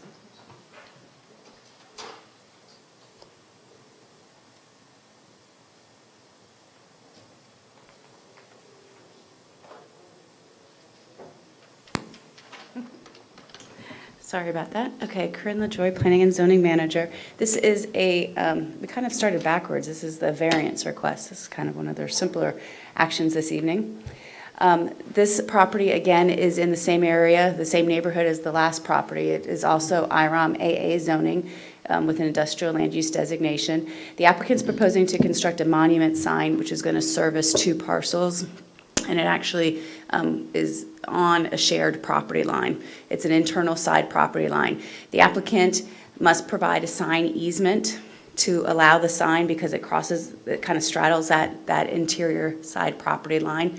Both property owners are co-applicants on this request, so both property owners are agreeing to it and are actually going to use this sign. The land development code requires a 50-foot side setback. That's the variance that's being requested tonight because it's going to be actually on the property line. On February 14th of 2017, the commission approved the site plan for this project, but it was approved with conditions. And this is the subject property, so you can see that the building on the parcel is built. I think it's even occupied today. This is an older picture because all the parking lot's still dirt, but the building is there. And you can see where the property line, the south property line is. That's supposed to be like a circle. That's the location of the proposed monument sign. This next photo is a little bit better. You can see there's a little landscape island. That's where the monument sign is going to go, but there is a property line that runs through that island, which is why they're asking for the variance request tonight. This is the rendering of what that monument sign will look like. That's what they're proposing. There are criteria in the code for specific to signage, actually, which are identified in the staff report. The applicant has also identified how their requests are consistent with these criteria. And at this time, staff's recommending approval of the resolution, provided a recorded sign easement is made a condition of approval. And I know the applicant's here as well to answer any questions you may have. This is a public hearing. Is there anyone here to speak for or against? Good evening again, Richard Coker for the applicant, and these 2 properties are owned by the same principals, and so they're sharing a shared access easement, and they're going to be sharing the same monument sign. Be glad to answer any questions. Anyone else here to speak for or against? Commissioner Harris? No, I was just going to say that this kind of signage is helpful in an industrial area where sometimes it's hard to navigate your way around and find the correct place where you want to go. So unless there's not any other comments, I'll make a motion to approve. Do we have a second? Second it. Please call the roll. Chicky. Sorry. Commissioner Brandemart, Yes. Yes. Commissioner Harris. Yes. Commissioner James. Yes. Vice Mayor Odman. Mayor Llewellyn. Yes. We have no discussion and possible action tonight. Next, we have commission comments. Commissioner Brandemart. Yes, I want to thank BSO. My car was stolen. It was stolen on the 25th when I was with all these guys up here, opening up a store at the Point. But I got it back on the 26th. So they responded very quickly to come to my house because Hollywood thought that I was the person that did it, because my car was used in a robbery, armed robbery in Hollywood, driven to Delray Beach for an armed robbery there.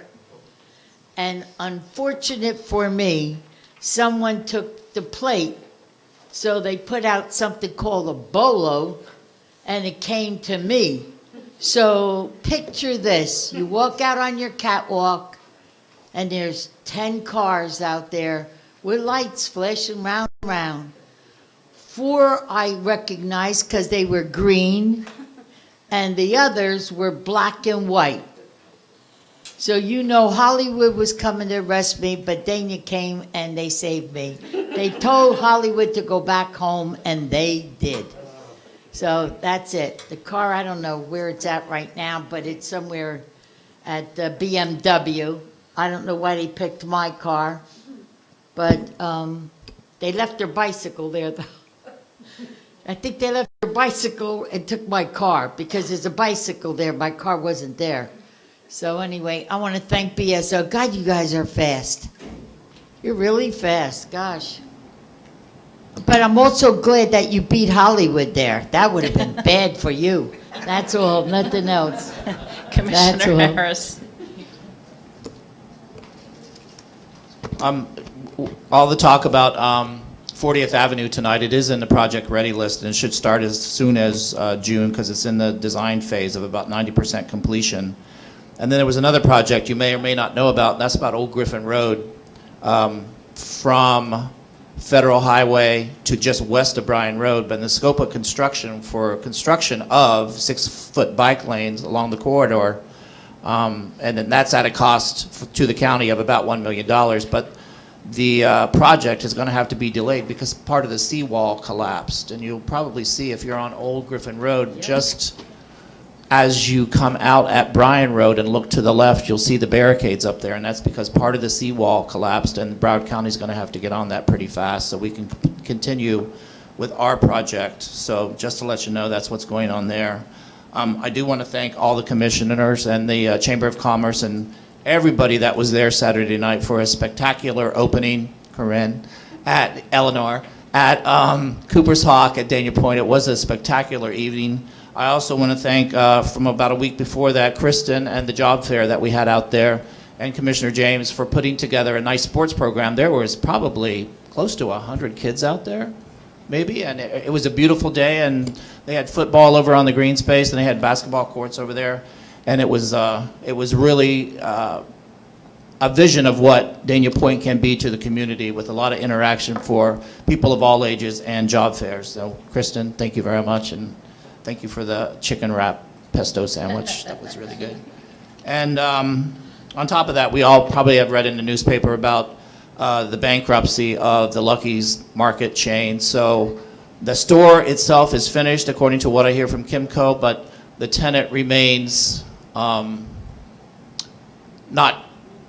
classified at this point. It could be one of 3 other supermarket chains, but either way, some other kind of way, we're going to have a brand new grocery store at Dania Point, so we can all be happy about that.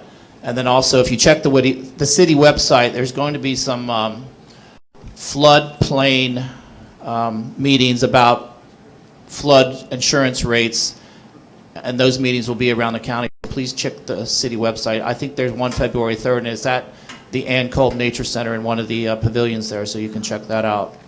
I guess that's it for now. Thank you, everybody, for staying late. Thank you. Thank you. Commissioner James? Yes, good evening. First and foremost, I want to acknowledge the death of Kobe Bryant, his daughter, along with 7 other individuals whose lives were taken in an instant on a helicopter ride. As much as you know, I come from a background of sports, and so the sports world is really in mourning and in shock over the incidents over the past few days. So I know they don't know me at all, but I'm sending my condolences and my prayers to his wife Vanessa, who has a 7-month-old, along with 2 other daughters that she's now going to have to raise without him. Had an opportunity to go to the school board meeting today where we discussed the proposal at their workshop of the Addicts and Bethune merger. And also, to my surprise, there was some discussion that I did not hear because I had to leave about Olsen possibly becoming a K-8. So again, I am urging this commission and our community to really be aware of what is happening. From what I know at this moment, there was an 18-1 vote from the Boundaries Committee not to go forward with this proposal. And so at this time, I think that what I asked when I got up to speak was that they engage the community, because community input has always been a priority of mine, and allow the community to take hold and give suggestions to help solve the issue of under-enrollment. But again, those are schools within our district, so I think we really need to be aware of what's going on and be a part of the community when they are speaking for or against these issues. Dropping my son off to the bus stop this morning at PJ Milley, I did spot some of our new park signs. So I drove around and I spotted a few more. And so if you haven't seen them, they look really nice. And so I wanted to mention that some of them are done, but I did ask our CRA executive director for a timeline of all of them, but the vendor, I guess, is going at their pace, so I don't know when all of them will be completed.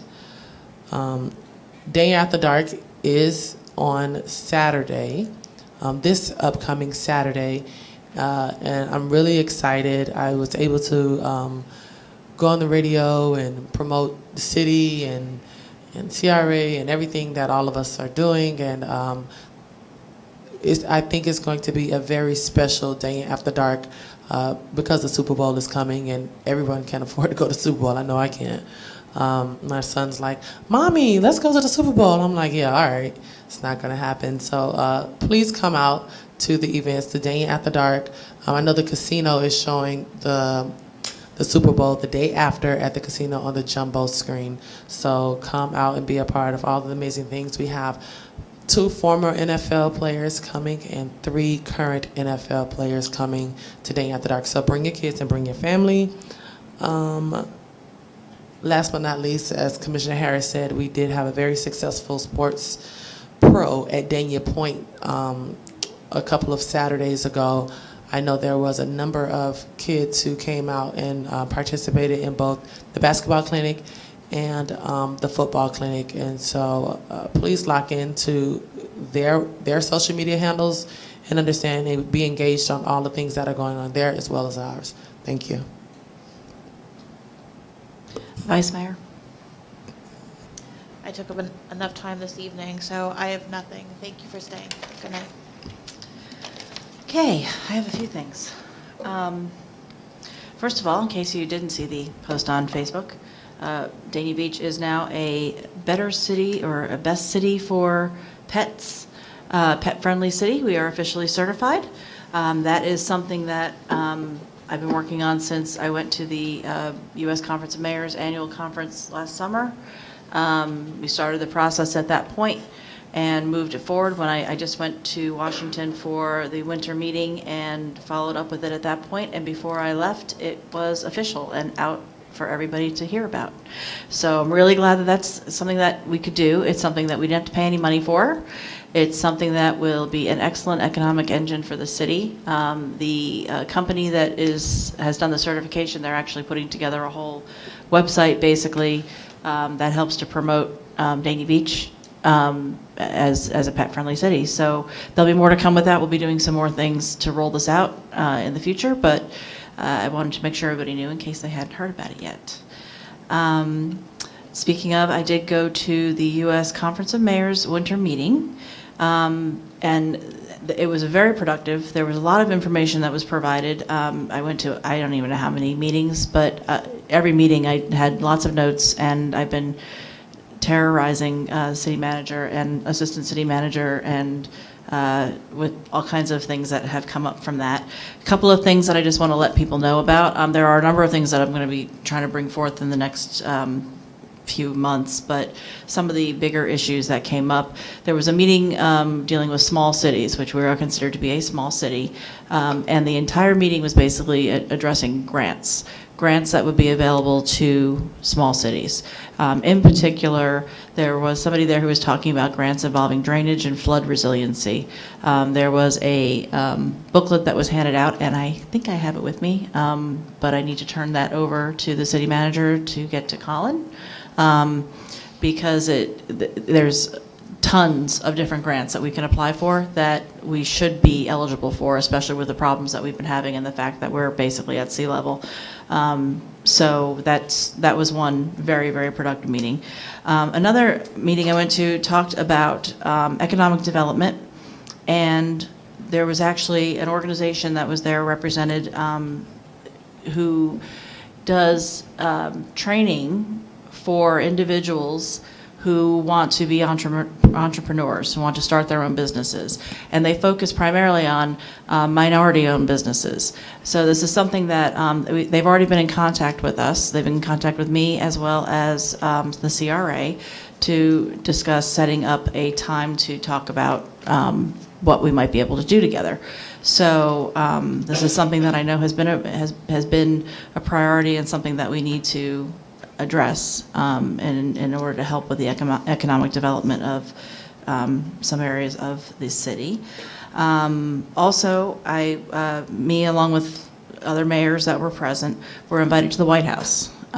There were a number of panels with various secretaries of different departments, Secretary of Health and Human Services, Secretary of Housing and Urban Development, there was a Small Business Administration administrator who was there. There were just a number of people from all different departments who were available to speak with us, and the president was also there.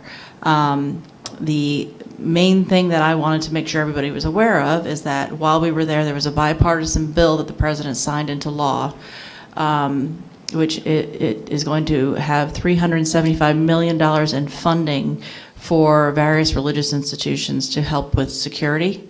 I've already spoken with a couple of the pastors in Dania Beach, as well as our own Parks and Recreation Director, who also is a pastor, about what that's actually going to cover. It's primarily to ensure funding for, there are various programs that they do with local agencies, law enforcement agencies, where they can actually see the cameras that are in the facilities, so that if there is something that happens, they can see where people are and see what's going on there, and they can address it more efficiently.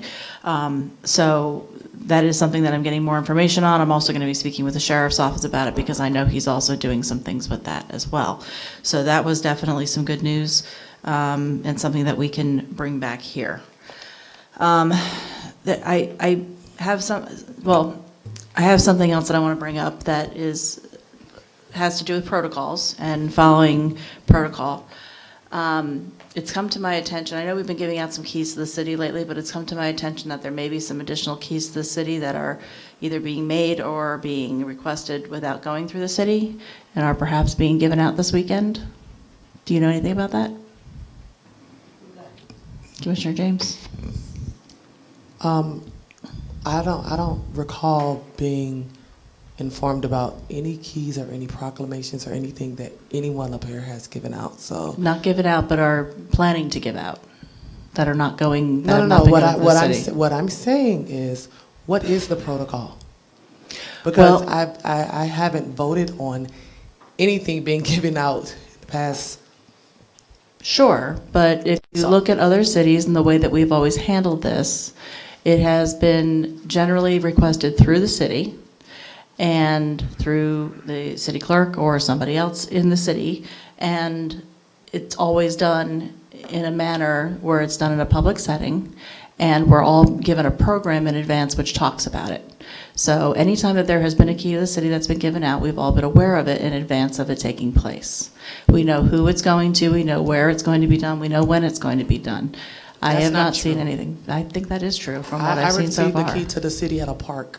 In 2006, I received the key to this city at a park on a Saturday at Tamara James Day. So I'm not telling you what I read, I'm telling you what I know. Well, part of the issue here is that we're in the process of actually developing an actual protocol to be done, to be followed. And I've had surveys taken of other cities, and the way that it's handled in other cities is they generally give them out for people that are residents of the city. If they're not residents, they may have been former residents who have done something to bring something back to the city, whether it is something like a sponsorship, whether it is bringing a big check to pay for something that we need done in the city, whether it's something to support like a sports program or something to that effect.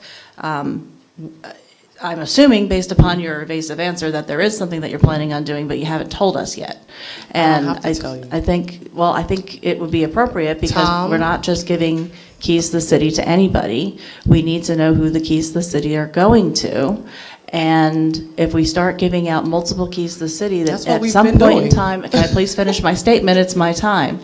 And if we continue to give out a ton of keys to the city all over the place, and they become irrelevant.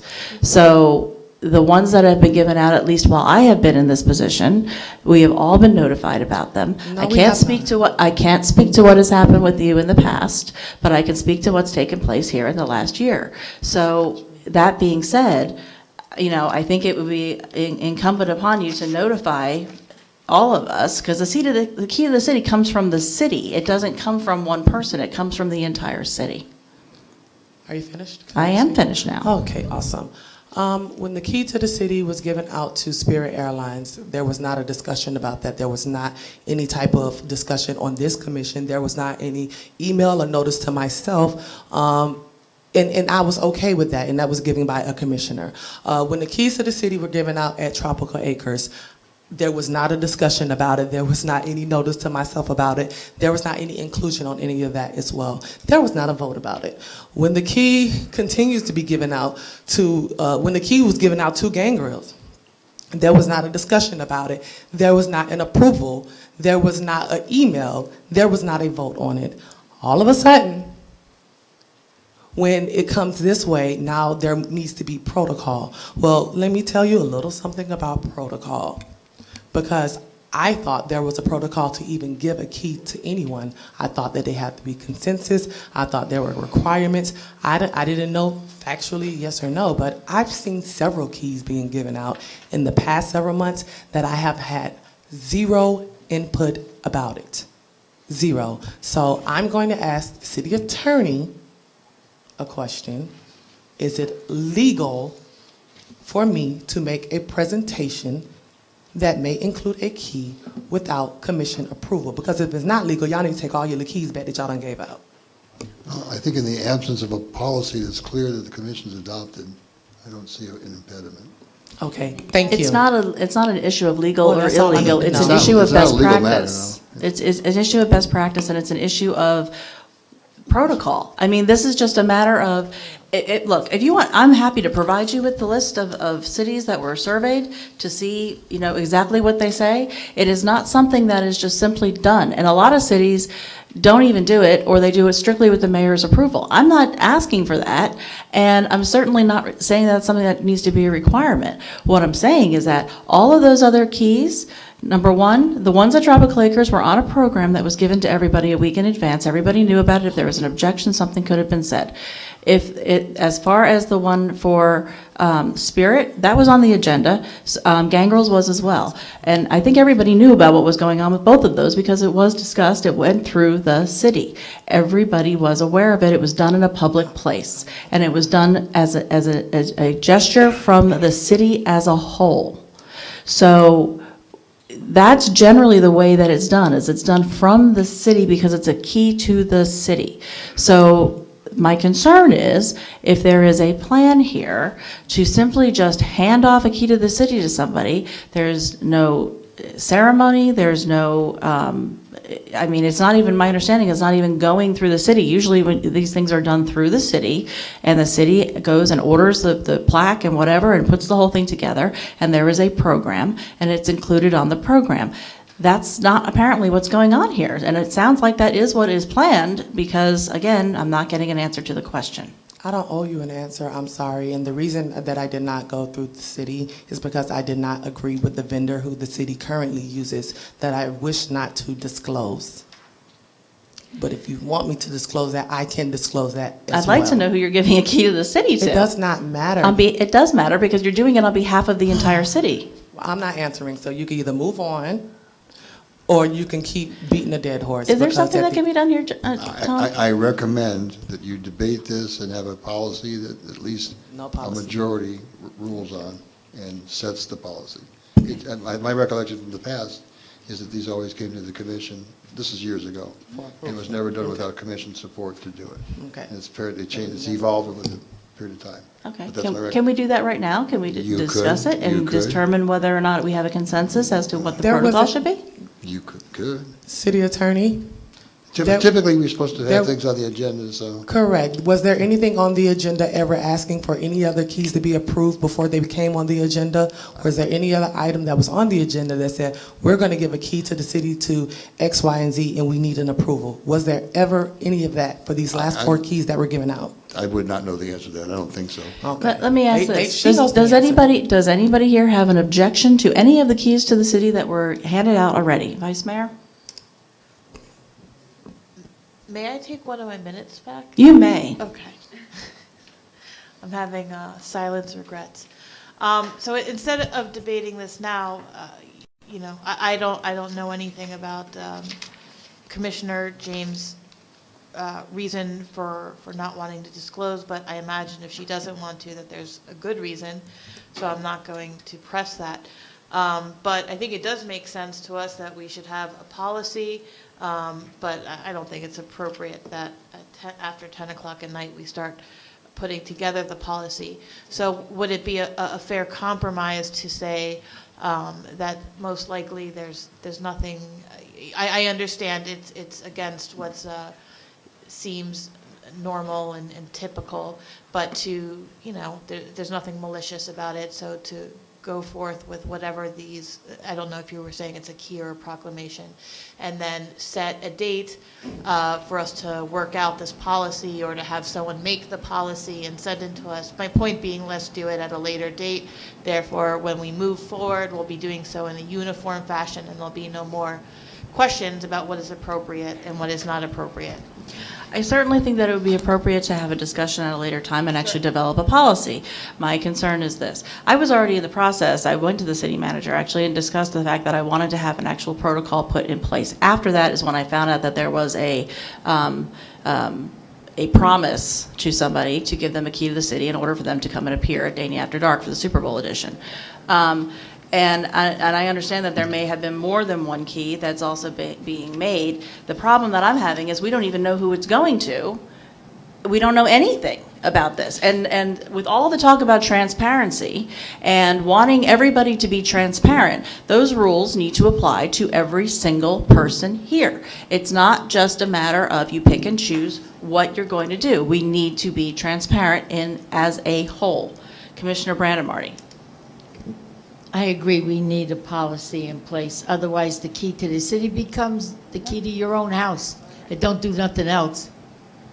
I never could understand the key to the city because I never found a door could open. Anyway, aside from that there, you said that you wanted to know if anybody you gave a key out to would oppose it. I do. I don't think it was right to give a key to the city to Spirit Airline. They didn't do a damn thing for us yet. Based on what you say, right? I want to know that there was history behind when we give a key to something. Somebody that brought in something, like the scholarships that were given out by Gangrels. They give them out to children. They teach special needs children there, and a lot of the children for free. But it's not right to just go and give a key to a city where Spirit Airlines owns this city. They even own the air on the top of our heads. I didn't like that, but I got to tell you what they did do. They sent me an airplane. And really and truly to this, here's what happened. They called and told me there was a big box in my little room over there where the girls all are and the guy. And I said, well, don't you think you better call Danny in case it's an explosive, let him open it. I did, Danny, and the guy, they said to me, no, it's pretty, it got a handle on it. I said, well, let me think about it. So I got off the phone, I said, Mario, would you open, my husband, he has a big life policy. I said, if I go in the building and get this box, will you open it? Sure enough, he fell for it. So I came in and I took this box this long. What happened was when we went out to the grand opening of the airport, they gave out a 4-inch airplane. They sent me an airplane this big that's up in the air on a platform. So I wrote back to the CEO and told him, when I said I wanted a bigger airplane, this still didn't make the right size. I want the one that's up in the air. So I know I'm not going to get it, but you're right. We lost the magic of years ago when we gave out so many keys to so many nothing. That did nothing. Spirit Airlines still owes us. Okay, but they are bringing in a whole lot of business Not to yet, the city, not but yet. that's the plan. Yeah. Okay, Yeah. but my concern is this. My concern is that look, whoever it is that you want to give a key to the city to may very well be perfectly fine with all of us. But there is absolutely no transparency whatsoever, and this isn't the first time. And we need to know what it is that you're planning on doing. At least provide us the information. If you don't want to disclose it here in front of the world, there's a program available for Saturday night. Perhaps it could be included on the program that we can take a look at. I mean, I think we need to at least have some idea of what's going on and not simply make this something that's being hidden from the rest of the city, the rest of the commission. Is the Commissioner football player James. getting one? Well, that's who I heard one of them was, and I don't know how many others there are. Let's be very clear, because I see that they're like, I'm just going to be clear. I have never promised anyone anything in return to showing up at Dang It After Dark. Never. So I'm not sure if you can get information from the city manager or whoever, because after From the a request resident. came, after the request came, that I simply asked who the vendor was, and now I'm promising people keys, and the only person that knew that I even sent an email was the city manager and Christine Latier. So when we see why I have no trust in anything that's spoken about, this is why. Number two, I refuse to say the name or names of individuals on this dais because I wasn't afforded that same opportunity before a key was made and put on an agenda. And what I'm not going to do is have any individuals debated up here, character torn left and right, just to say vote yay or nay if you feel like they are deserving of it or not. I was not given that respect. I have never given a key out to the city, even as the mayor. So to say this isn't the first time, that's another lie. Now, again, I'm not going to name anyone up here so we can go back and forth about anyone's character. No one has ever come here while